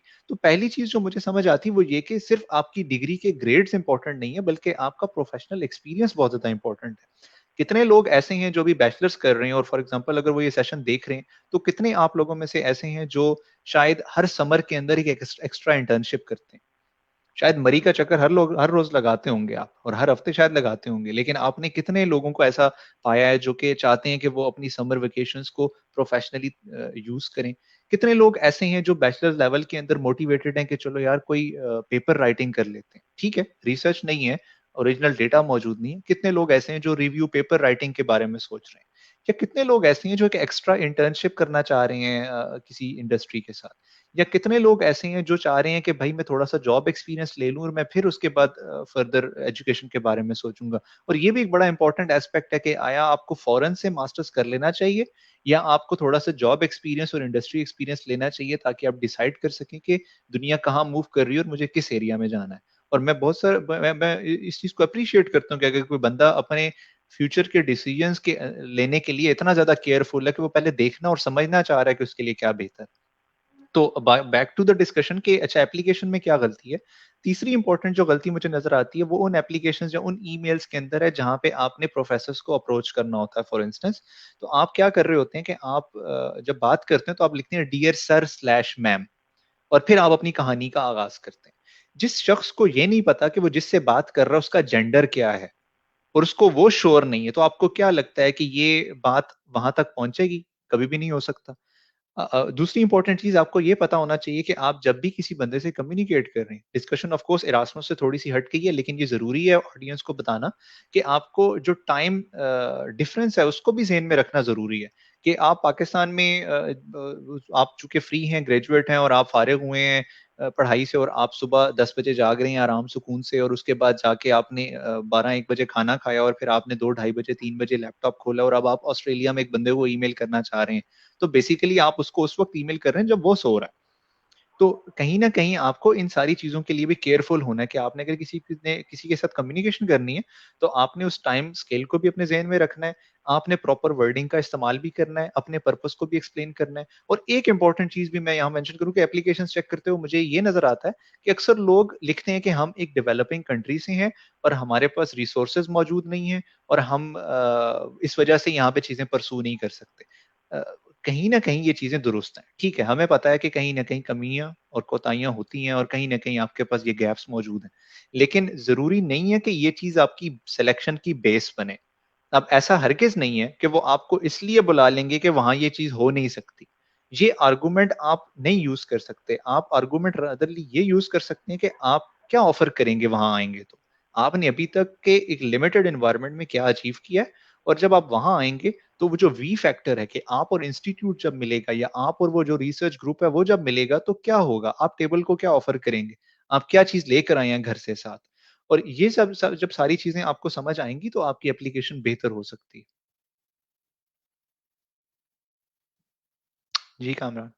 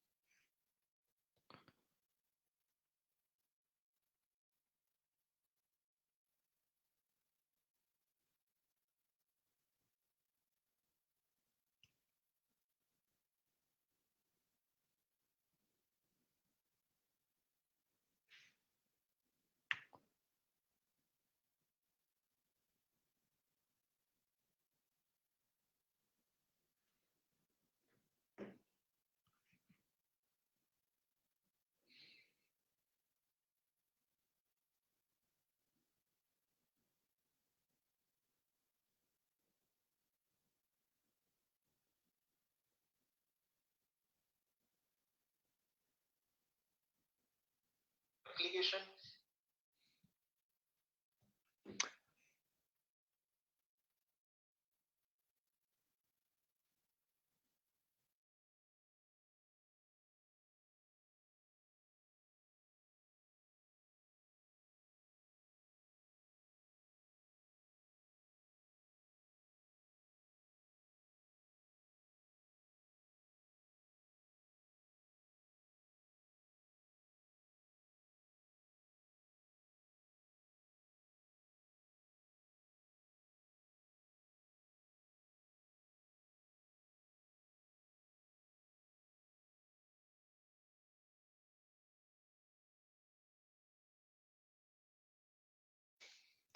सॉरी, मेरे ख्याल से कुछ कनेक्शन में प्रॉब्लम है, बट एनीवेज मैं बात ये कर रहा था कि आपने एक सूटेबल एप्लीकेशन कैसे बनानी है। अच्छा, एक और इम्पोर्टेंट एस्पेक्ट जो है वो ये कि स्टूडेंट्स की तरफ से क्वेश्चन होता है कि अगर उनका जीपीए कदरे कम है, फॉर एग्जांपल उनका एवरेज जीपीए उनकी क्लास के अंदर 3.5 या 3.8 के करीब है और इनका जीपीए 3 है, या फॉर एग्जांपल 2.9 या 2.8 है, तो क्या उनको स्कॉलरशिप मिल जाएगी या नहीं मिल जाएगी, या उनको क्या करना चाहिए? सबसे इम्पोर्टेंट चीज़ पहले ज़हन में तो ये रख लें कि if you want to win the race, you have to be in the race. तो जब तक आप अप्लाई नहीं करेंगे तो आपको नहीं पता चलेगा कि आया आपको मिलेगी या नहीं मिलेगी। तो प्रोबेबिलिटी तभी जनरेट होगी जब आप अप्लाई करेंगे। अगर आप बाहर बैठ के देख रहे हैं और आप तमाशाई हैं, तो बेसिकली आपके चांसेस ज़ीरो हैं। पहली चीज़ कि आपने अप्लाई करना है। अब व्हाट्सोएवर ये आपके जो ग्रेड्स हैं, ये एक यूनिवर्सल ट्रुथ बन चुके हैं। अब एक बंदे का अगर जीपीए 3 है और वो 3 से ग्रेजुएट हुआ है, वो 3 से 4 कभी भी नहीं हो सकता अनटिल एंड अनलेस वो दोबारा से बैचलर्स में एडमिशन ना ले और दोबारा से मेहनत ना करे और उन सारी चीज़ों को रिपीट ना करे तो। तो पता ये चला कि आपका जीपीए या जो आपके ग्रेड्स हैं, ये चेंज नहीं हो सकते। लेकिन इसके साथ की जो दाएँ-बाएँ की चीज़ें हैं, वो ज़रूर चेंज हो सकती हैं। फॉर एग्ज़ाम्पल, आपके एक्सपीरियंसेस चेंज हो सकते हैं। आपकी ट्रेनिंग चेंज हो सकती है, आपका रिसर्च एक्सपीरियंस चेंज हो सकता है, आपकी इंटर्नशिप्स चेंज हो सकती हैं, आपका वॉलंटियरशिप एक्सपीरियंस चेंज हो सकता है, आपकी फर्दर एक्स्ट्रा क्वालिफिकेशंस चेंज हो सकती हैं, आपका जॉब एक्सपीरियंस चेंज हो सकता है। तो व्हाई नॉट उन चीज़ों पे काम किया जाए जो कि प्रोफाइल में शायद पहले नहीं मौजूद थी। मसलन अगर आपने पहले एक्स्ट्रा इंटर्नशिप नहीं की थी, आप इंटर्नशिप शुरू कर लें। आपने पेपर राइट नहीं किया, आप पेपर राइटिंग स्टार्ट कर लें। आपने आपको जॉब मिल रही है, आप जॉब स्टार्ट कर लें। और ये मैं सारी चीज़ें स्टार्ट कर लें क्यों कह रहा हूँ? इसलिए कि अगर आप रियलिटी को देखें, तो जब भी कोई स्कॉलरशिप ऑफर होती है या वो अनाउंस होती है, तो वो अगले सेशन के लिए होती है। मसलन आज मैं बैठा हूँ और मैं पाकिस्तान में हूँ और मुझे एक स्कॉलरशिप ऑफर हो जाती है और ईमेल आ जाती है कि आप सेलेक्टेड हैं। इसका ये मतलब है कि मैं अगले सितंबर में आ रहा हूँ। तो स्टिल मेरे पास एक बहुत लंबा अरसा है जो पाकिस्तान में मैंने गुज़ारना है, जिसमें मैंने वीज़ा एप्लीकेशन तैयार करनी है या और बहुत सारी प्रोसीडिंग्स करनी है।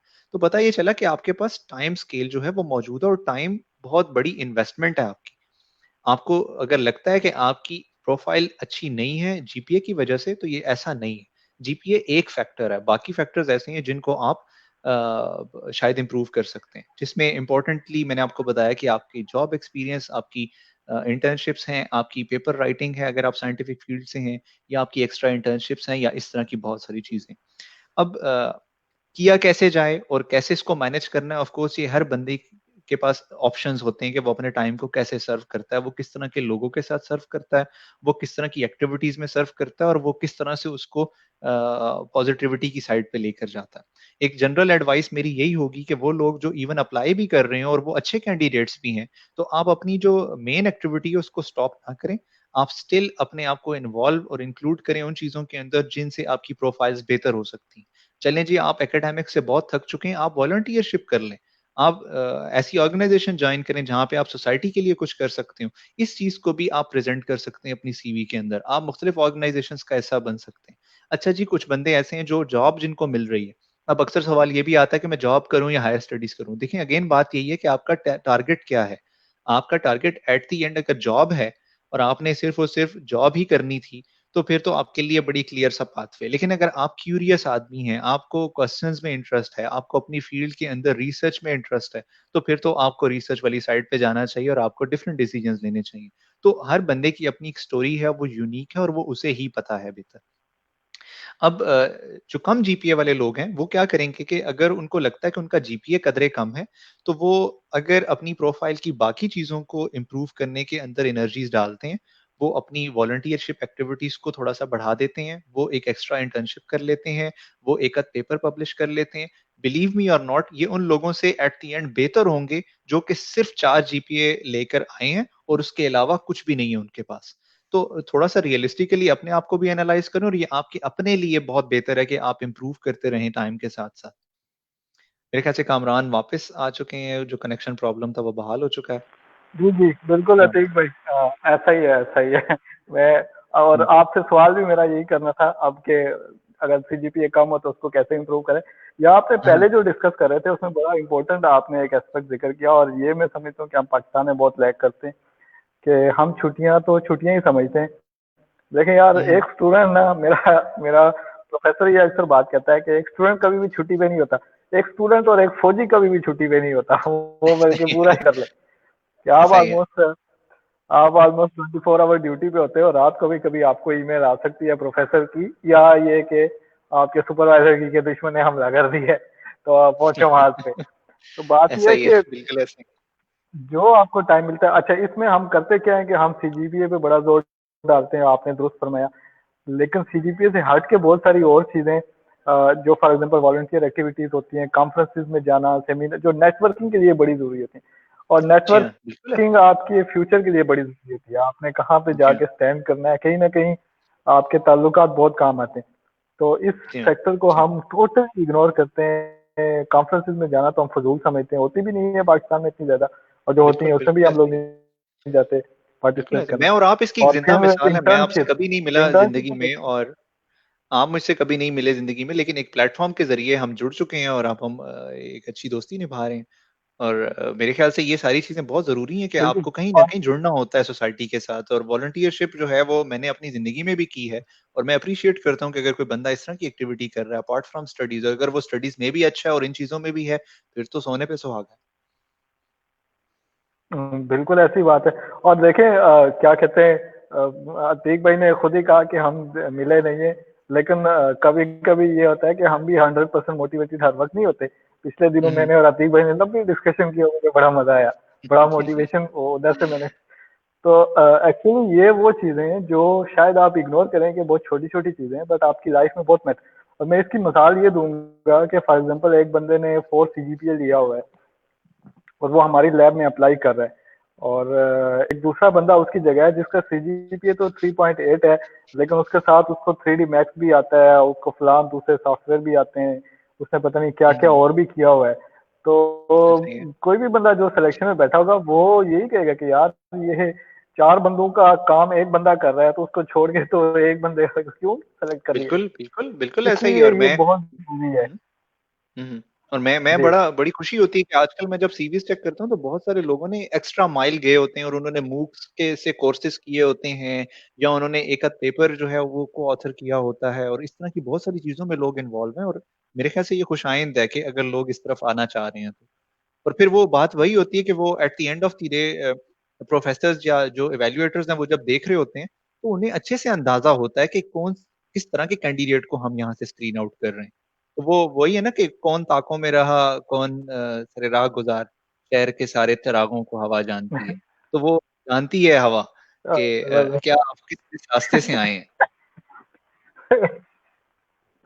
ये आपने शेर सुना के बड़ी ज्यादती की है, इसलिए कि मुझे अगर शेर याद आ गए तो ये मुशायरा हो जाना है।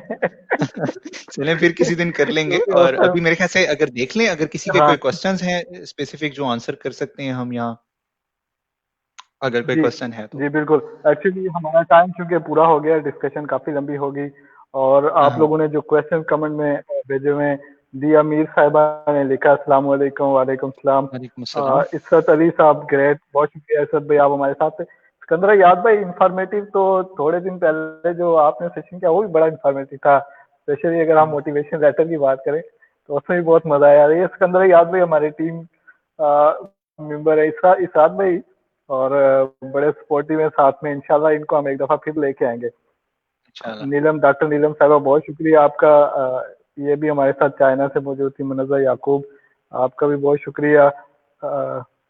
ये आपके दोस्त हैं उस्मान खान भाई, हुँ, जिनको मुझे डर था कि जिनको आपने कमरे से निकाला है वो कहीं ना आ जाए कमेंट में। नहीं, नहीं ऐसा नहीं है, ऐसा नहीं है। और आप सब लोगों का बहुत शुक्रिया जिन जिन ने अच्छे अच्छे कमेंट्स किए। ये क्वेश्चन है एक आपके लिए, जरा इसको देखें। हम्म, ठीक है। अच्छा, दिया मीर पूछ रही हैं कि अच्छा, देखिए मेरे केस में मेरी कहानी थोड़ी सी डिफरेंट भी थी, क्योंकि मैं एक ऑलरेडी एक स्कॉलरशिप पे था, तो मेरा कॉन्फिडेंस थोड़ा सा पहले से बेहतर था कि मेरी सिलेक्शन हो सकती है। और ये जो आपकी वाइब्स होती हैं, ये बहुत बड़ा इम्पैक्ट होता है इसका। तो पहली चीज तो ये। दूसरा ये कि मैं जब प्रोग्राम का स्ट्रक्चर मैंने देखा, तो मुझे लगता था कि ये प्रोग्राम बना ही मेरे लिए है। मुझे इसी तरह की ही जगह पे जाना चाहिए। और बिलीव मी और नॉट, जनरली ये होता है कि आप 3 प्रोग्राम्स में अप्लाई करते हैं और मैंने सिर्फ एक प्रोग्राम में अप्लाई किया। अगर आप स्टेटिस्टिकल प्रोबेबिलिटी भी देखें तो वो बहुत कम हो जाती है। तो मैंने इसीलिए अप्लाई किया कि मैं इतना ज्यादा मोटिवेटेड था, और मुझे लगता था कि मैं अगर इस एप्लीकेशन को अच्छे से बना लूंगा और मैं अपना मकसद जो है वो पेपर पे डाल दूंगा, तो शायद मेरी सिलेक्शन हो जाएगी। और यही हुआ कि 1 महीना लगा मुझे कम से कम अपनी एप्लीकेशन को सेट करने में। फिर मैंने अप्लाई किया। फिर जब इंटरव्यू हुआ, तो इंटरव्यू के अंदर एप्लीकेशंस के अराउंड ही क्वेश्चंस पूछे जाते हैं जो आपने एप्लीकेशन में मेंशन किया होता है। और मैं बड़ा सर्टन था अपनी चीजों को लेकर, और जब उन्होंने मुझसे चीजें पूछी और मैंने कोशिश की कि मैं उन चीजों को जवाब दे सकूं। अच्छा, प्रोफाइल की अगर बात करते हैं, और अगर अपना यहाँ पे अगर आपके सवाल का मकसद ये था कि प्रोफाइल क्या थी, तो जनरली ये है कि मेरा डिस्टिंक्शन है मेरे पास बैचलर्स के अंदर, 3.89 सीजीपीए है। और उसके अलावा वॉलंटियर एक्सपीरियंस है काफी सारा, जिसमें से एक इम्पॉर्टेंट ये है कि मैं नेशनल यूथ असेंबली का मेंबर रहा हूँ तकरीबन 3 साल। उसके अलावा जो उस वक्त तो खैर जब मैं फ्रेशली ग्रेजुएट हुआ तो पब्लिकेशन नहीं थी, लेकिन इन प्रिपरेशन थी जो मैन्युस्क्रिप्ट्स हैं। और फिर उसके अलावा मेरे पास एक्स्ट्रा इंटर्नशिप्स थी, मेरे ख्याल से उसका भी एक रोल था। और in on top of this मुझे ये लगता है कि एप्लीकेशन का बड़ा एक रोल था, क्योंकि मैंने बड़े क्लियर वर्ड्स में अपने आप को एक्सप्लेन किया था वहां पे। और मैं अभी तभी जो मैंने डिस्कशन की, तो मैंने एप्लीकेशन वाली साइड पे बहुत ज्यादा जोर लगाया कि आपकी एप्लीकेशन बेहतर से बेहतर होनी चाहिए। और बिल्कुल आपने ठीक कहा कि टाइम गुजरने के साथ साथ कंपटीशन बढ़ता जा रहा है, लेकिन जब कंपटीशन बढ़ रहा है तो अपॉर्चुनिटीज भी बढ़ रही हैं। तो आपको ऑप्टिमिस्टिक होना चाहिए। अब आप अपॉर्चुनिटीज को सीख करें, आप देखें कि ऐसा क्या कर रहे हैं लोग जिससे वो कॉम्पिटेंट हो रही है, तो आप भी वही स्टार्ट करें या उनसे बेहतर होने की कोशिश करें। और उसमें मैंने आपको एक दो चीजें पहले भी बता दी कि आप एक्स्ट्रा माइल जाएंगे, आप एक्स्ट्रा कुछ करेंगे ऐसा जिससे आपकी प्रोफाइल जो है वो बेहतर लग रही होगी। आई होप मैंने आंसर कर दिया आपका क्वेश्चन।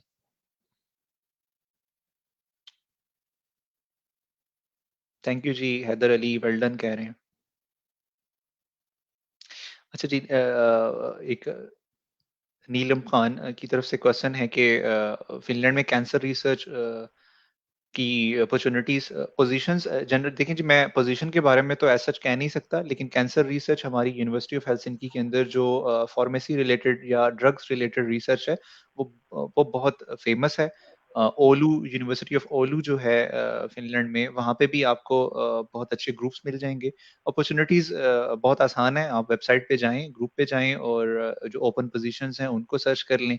अगर वहाँ कुछ नहीं मिलता तो आप डायरेक्ट पीआई से कांटेक्ट कर लें, उनसे पूछ लें कि आपके क्या प्लान्स हैं फर्दर।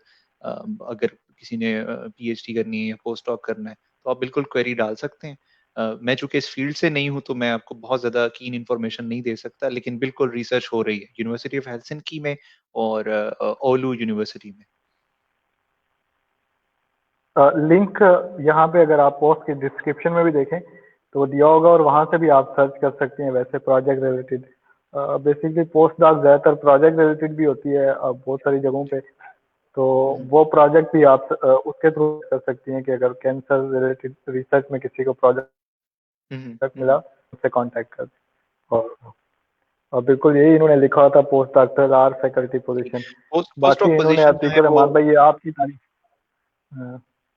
बहुत शुक्रिया जी, बहुत शुक्रिया आपका। बिल्कुल पोस्ट डॉक पोजीशंस जो हैं वो जनरली हमारी ओपन पोजीशन के सेक्शन में आती हैं।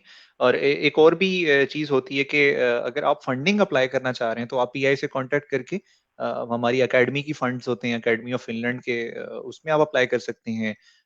मैरी क्यूरी इंडिविजुअल फेलोशिप्स होती हैं, आप उसके लिए अप्लाई कर सकते हैं। यूरोपियन ग्रांट्स हैं बहुत सारी, लेकिन वो ये कि वो आपको पीआई से कांटेक्ट करना होगा, और फिर आप अगर एक पेज पे होंगे और अगर आप अप्लाई करना चाह रहे हैं तो पॉसिबिलिटीज निकल आती हैं। और पोस्ट डॉक्टरल रिसर्च जो है, ये मेरे ख्याल से ये कदरे आसान है पीएचडी को टारगेट करने से, क्योंकि यहाँ पे आप चूंकि काफी ज्यादा एक्सेल कर चुके होते हैं ऑलरेडी अपनी फील्ड के अंदर, और जो प्रोफेसर्स हैं वो अगर आपकी प्रोफाइल से इम्प्रेस्ड हैं तो वो आपको अपने साथ रखना चाहते हैं। और जनरली पोजीशंस जो हैं वो सैलरीड पोजीशन होती हैं, आप फुल फ्लेज्ड एम्प्लॉई होते हैं यूनिवर्सिटी के। अच्छा जी, एक और क्वेश्चन है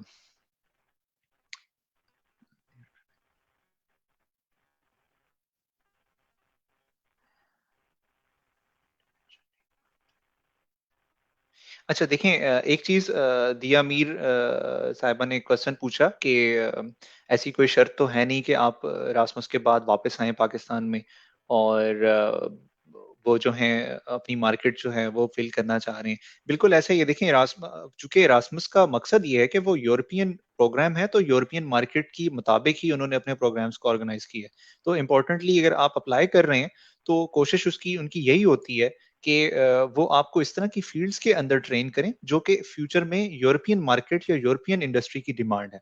और ये लॉजिकल भी है क्योंकि अक्सर लोगों का मैंने क्वेश्चन ये आया है सामने कि भाई हम एक फील्ड के हैं, हम एक सर्टेन फील्ड से ताल्लुक रखते हैं और जब हम अप्लाई कर रहे थे या हम ढूंढ रहे थे तो हमें अपने मकसद का प्रोग्राम नहीं मिला, या अगर मिला भी है तो उसका पाकिस्तान में स्कोप नहीं है। तो अब देख लें कि यूरोपियन स्कॉलरशिप है तो वो यूरोपियन पर्सपेक्टिव को ही सामने लेकर आते हैं। मसलन ये कामरान भाई भी यहाँ बैठे हैं, वो ये नैनो टेक्नोलॉजी पे काम करते हैं। अगर आज से आप 10 साल पहले नैनो टेक्नोलॉजी की पाकिस्तान में बात करते तो शायद आपको गिने चुने लोग मिलते जो शायद उस चीज के अंदर काम कर रहे थे। आज ऑफ कोर्स आज कॉमन हो गई हैं चीजें। मैं फॉर एग्जांपल प्लांट जीनोमिक्स पे काम करता हूँ और पाकिस्तान में आज भी अगर आप बात करें एग्रीकल्चर में इसके सेक्टर में अगर जाएं और बात करें तो शायद अभी बहुत ज्यादा सेचुरेशन नहीं हुई उस चीज के अंदर। तो अगर मैं कहूँ कि मेरा स्किल सेट कल को पाकिस्तान के काम नहीं आएगा, वी डोंट नो, हो सकता है ये चीजें बड़ी जल्दी इवॉल्व हो रही हैं, कल को अपॉर्चुनिटीज खुलने लग जाएं। तो जनरली ये होता है कि वो यूरोपियन मार्केट के लिए आपको तैयार कर रहे होते हैं।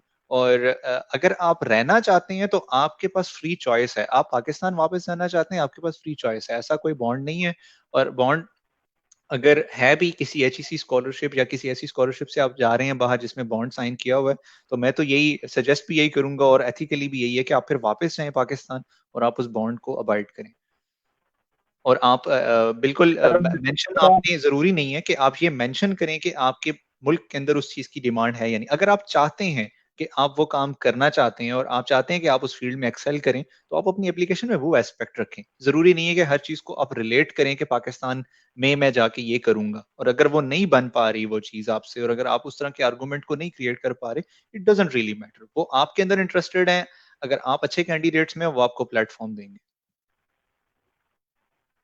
साहब क्या कहते कामरान देखो मैं जिस जगह पे हम बहुत से चैलेंजेस हैं और स्पेशली फॉर इंटरनेशनल प्लेटफॉर्म ये यूज करते हैं गूगल और यहाँ पे जाते हैं ये ना पूछे, लेकिन ये थोड़ी डिस्क्रिप्शन आप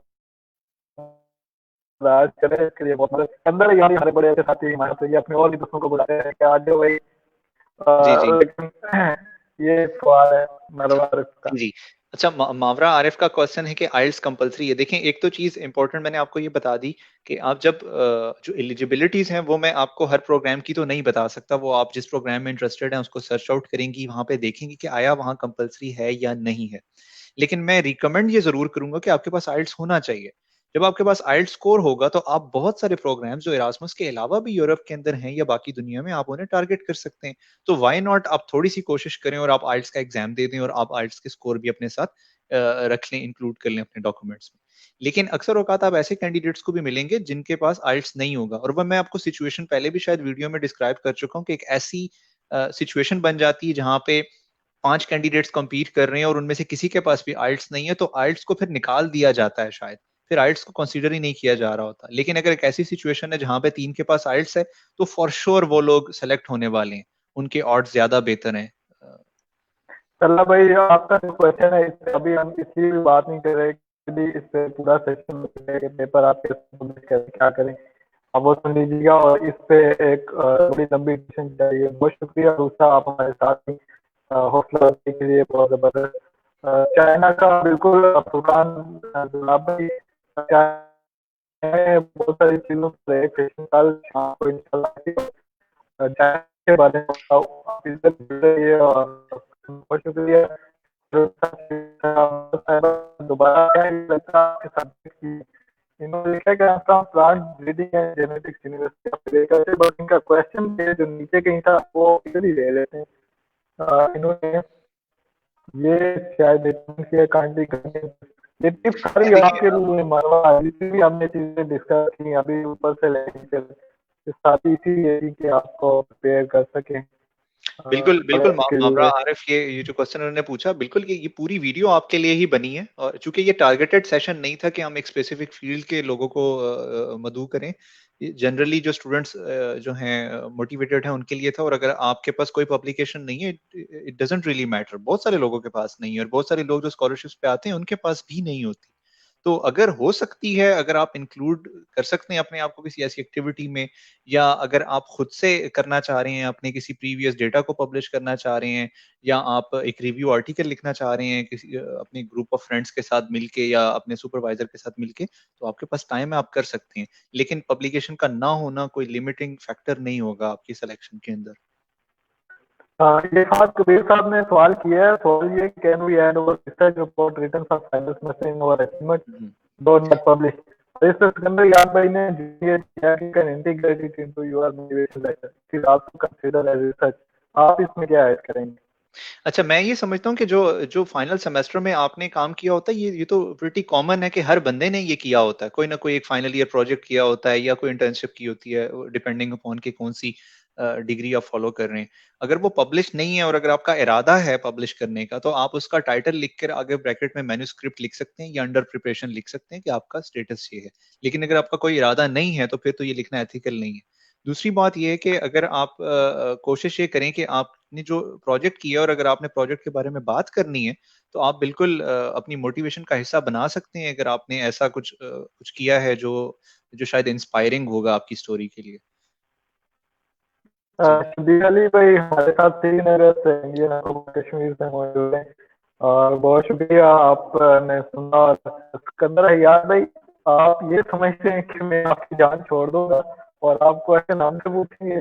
आप तो अच्छा, हाँ, अच्छा। सिकंदर हयात, मैं बिल्कुल चूंकि मैं लिस्ट तो तैयार करके नहीं आया, पर जनरली ये है कि इरास्मस के अलावा यूरोप के अंदर बहुत सारी ऐसी अपॉर्चुनिटीज हैं जिनको शायद हम कभी कभी मिस कर देते हैं, और कभी कभी उनको अंडर एस्टिमेट कर रहे होते हैं। फॉर एग्जांपल, बहुत सारी गवर्नमेंट जो है वो इंडिपेंडेंट स्कॉलरशिप्स देती हैं। फॉर एग्जांपल, हंगरी की गवर्नमेंट इंडिपेंडेंट स्कॉलरशिप देती है। स्वीडिश गवर्नमेंट की तरफ से एक प्रोग्राम है जिसको SI स्कॉलरशिप कहते हैं। नेदरलैंड्स का एक प्रोग्राम है जिसको OKP स्कॉलरशिप कहते हैं। फ्रांस का एक प्रोग्राम है जिसको आईफल स्कॉलरशिप्स कहते हैं। इसके अलावा यूनिवर्सिटीज भी हैं अक्सर जो स्कॉलरशिप्स ऑफर करती हैं। जिस तरह फॉर एग्जांपल मैं यूनिवर्सिटी ऑफ हेलसिंकी से पढ़ा हूँ, तो यूनिवर्सिटी ऑफ हेलसिंकी की अपनी मास्टर्स की फुली फंडेड स्कॉलरशिप है। तो ये वो अपॉर्चुनिटीज हैं जिनके ऊपर शायद किसी और वक्त में हम बात कर सकते हैं, या हम एक लिस्ट अपलोड कर सकते हैं कि लोग उनको भी जाके देखें। और आपने कहा कि डिस्कस कर, बिल्कुल इसी तरह जनरली जो क्राइटेरिया होगा और जो जनरल अप्रोच होगी, वो शायद मैं ऑलरेडी एक्सप्लेन कर चुका हूँ कि किस तरह से एप्लीकेशंस बनानी है और किस तरह से आपने जो है एक बेहतर कैंडिडेट बनना है। लेकिन वो स्कॉलरशिप अपॉर्चुनिटी एज सच क्या है, उनके ऊपर फिर मुझे थोड़ा-सा सर्च आउट करके एक लिस्ट बनानी होगी जो कि हम अपनी ऑडियंस को दे सकें। लेकिन जनरली सिकंदर यार रिक्वायरमेंट भाई, यही है। अगर आप अभी तक हमें सुन रहे हैं तो अतीक भाई और फंसे हुए हैं, बहुत बुरी तरह से डर रही हैं, आप जाएंगे नहीं। तो अतीक भाई और सिकंदर भाई, आप और आप तीनों एक दफा फिर बैठे और हम इस चीज पे बात करेंगे जो आपने क्वेश्चन बिल्कुल, किया ना, बिल्कुल, ये ज़रूर, ज़रूर, ज़रूर, क्यों नहीं। तो दिया मीर साहब ने दोबारा thank you so much for detail answer. बिल्कुल दिया, आप इन किसी को इमाम भाई को फाइंड कर सकते हैं, उनके साथ भी ऐड हैं, हमारी टीम के मेंबर भी हैं। और आप मुझे भेज सकते हैं डॉक्यूमेंट, और मैं इनको आगे फॉरवर्ड कर दूंगा। लेकिन आप इनको फेसबुक पे फाइंड कर सकते हैं, जी, बिल्कुल ईमान किया। जी, और बिल्कुल हमारी स्टेटमेंट भी कर देंगे इस वीडियो और लिंक पे, तो वहां से भी आप इनको जी हाँ, जी हाँ, बड़े इजीली फाइंड कर सकते जी हाँ। हैं। और ये क्वेश्चन है अगेन, ऐसा है कि जिससे ना आप वो क्या कहते हैं, वो लिंक पे जाए और वहाँ पे सर्च कर लें, देखिए आपकी वो फील्ड आ रही है या नहीं आ रही।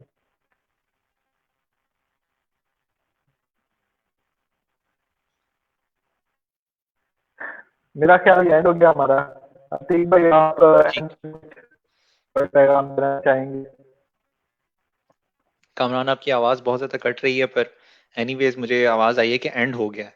तो खैर एंड तो कभी भी नहीं होता, ये एक छोटा-सा सेशन था और कोशिश हमने ये की कि जो चीता-चीता चीज़ें थी, जो हमारे एजेंडा में रखी थी, हमने ज़हन में रखी थी, वो हमने एक्सप्लेन की। मेरे जो सारी की सारी बातें थी, वो मेरा एक पर्सनल एक्सपीरियंस और पर्सनल पर्सपेक्टिव और ओपिनियन हो सकता है। बहुत सारी चीज़ों से शायद आप एग्री ना करें या दूसरे कलीग्स एग्री ना करें, उनकी भी मैं रिस्पेक्ट करता हूँ। लेकिन एक चीज़ जो ज़हन में रखें, वो ये कि हम यहाँ पे आपकी मदद के लिए आए और जो बातें हमने की, वो सिर्फ़ और सिर्फ़ इसलिए थी कि ख़ालिसतन कोई बंदा जो जवाब चाह रहा है बहुत सारे सवालों के, उसको वो जवाब मिल जाएँ। और हमें एट द एंड मुझे नहीं लगता कि ऐसी कोई चीज़ होगी जो शायद हम इस सेशन से आगे बढ़ के कुछ कर सकते हैं, हम अपनी हेल्प ऑफ़र कर सकते हैं। जिस तरह अभी यहाँ पे इन्होंने कहा कि उनके डॉक्यूमेंट्स रिव्यू रिव्यू करने के लिए हम सब लोग मौजूद हैं। कामरान ने पहले बड़ी खूबसूरत बात की थी कि ऐसे ऐसी हालत में एटलीस्ट अपना डॉक्यूमेंट और अपनी एप्लीकेशन भेजें कि कम से कम जो हमारा टाइम अगर उस चीज़ पे लग रहा है, तो वो प्रोडक्टिव हो। मैं हमेशा जब भी मैं किसी का डॉक्यूमेंट रिव्यू करता हूँ, तो मैं पहले उनको कहता हूँ कि आपने अगर अपना 100% दे दिया है और आप अपनी तरफ से बस हो चुकी है अब आपकी, अब आप मुझे भेजें ताकि मैं अपनी इनपुट्स कर सकूँ। अगर आपने पहले से ही गुंजाइश रखी हुई थी अपने डॉक्यूमेंट के अंदर या अपनी प्रिपरेशन के अंदर, तो फिर बहुत कम गुंजाइश होती है कि आपको मेरे आर्गुमेंट्स जो हैं या जो मेरे रिव्यू या जो कमेंट्स हैं वो प्रोडक्टिव लगें। क्योंकि आपने ऑलरेडी बहुत सारा गैप ऑलरेडी छोड़ा हुआ था। तो कोशिश करें कि आप अपने लिए अपनी अपनी सीवी या अपने मोटिवेशन लेटर को बहुत अच्छे से प्रिपेयर करें और ये पूरा सेशन अगर आप सुन चुकी हैं या आप सुन रहे हैं, तो आपको समझ आ जाएगी कि बहुत सारी चीज़ें ऐसी हमने बताई हैं जो कि बेस बनेंगी आपको एक अच्छी एप्लीकेशन बनाने के लिए। बहुत सारी ऐसी टिप्स हमने दी हैं जिसके अंदर आपको लगेगा कि अगर आप उनको फॉलो करें, तो वाक़ई चीज़ें इम्प्रूव हो सकती हैं। और फिर एट द एंड हमसे जितनी मदद हो सकती है, हम कमेंट कर सकते हैं, आपका डॉक्यूमेंट रिव्यू कर सकते हैं और मेरे ख़्याल से यही मकसद है हमारे इस प्लेटफ़ॉर्म का भी कि हम स्टूडेंट्स की मदद कर सकें। और शुक्रिया, बहुत शुक्रिया आपने जो है तारीफ़ की। बिल्कुल ऐसा ही है, दुआओं में याद रखिएगा और मेरे ख़्याल से वक़्त हुआ चाहता है कि अब इस सेशन को क्लोज़ किया जाए और फिर इंशाल्लाह किसी और बेहतर और अच्छे टॉपिक के साथ और दोबारा किसी और वक़्त पे दोबारा हम नमूदार होंगे। और कामरान इंशाल्लाह। भाई का भी बहुत-बहुत शुक्रिया कि उन्होंने अतुल इतना भाई, इनिशिएटिव लिया। जी, जी। शुक्रिया आपका। पता नहीं मेरी आपको जानकारी एक्चुअली यहाँ पे जो यूज कर रहे थे वो भी ऑफ हो गया, मुझे समझ नहीं आई कि वो क्यों वहाँ पे बड़ा ही अनप्रेडिक्टेबल सीन हुआ है कभी। और जो डेटा में तो ये हाँ, कभी बंद हो जाता है और कभी चलना शुरू हो जाता है, बट ये अजीब सा सीन है बहुत। जी। इंशाल्लाह अतीब साथ है, शोएब भाई है, अंदर भाई है, यूरोप से, ये लोग आपको गाइड करते रहेंगे वक्तन फवक्तन जो भी इश्यूज आते हैं उनसे। और हम इंशाल्लाह आपको नजर आते रहेंगे इसी तरह मोबाइल की स्क्रीन पे। आप बस इधर ही जुड़े रहिए हमारे साथ और इंशाल्लाह, इसी इंशाल्लाह। तरह हमारी मदद रहे इंशाल्लाह। तो नेक्स्ट किसी वक्त किसी अच्छे टॉपिक पे जैसे अतीक भाई हम दोबारा आपके साथ हाजिर होंगे। उस वक्त तक हमें दीजिए इजाजत और हमें दुआ में जरूर याद रखिएगा। अल्लाह हम सब आमीन। अस्सलाम वालेकुम। अल्लाह हाफ़िज़, अल्लाह हाफ़िज़। वालेकुम अस्सलाम।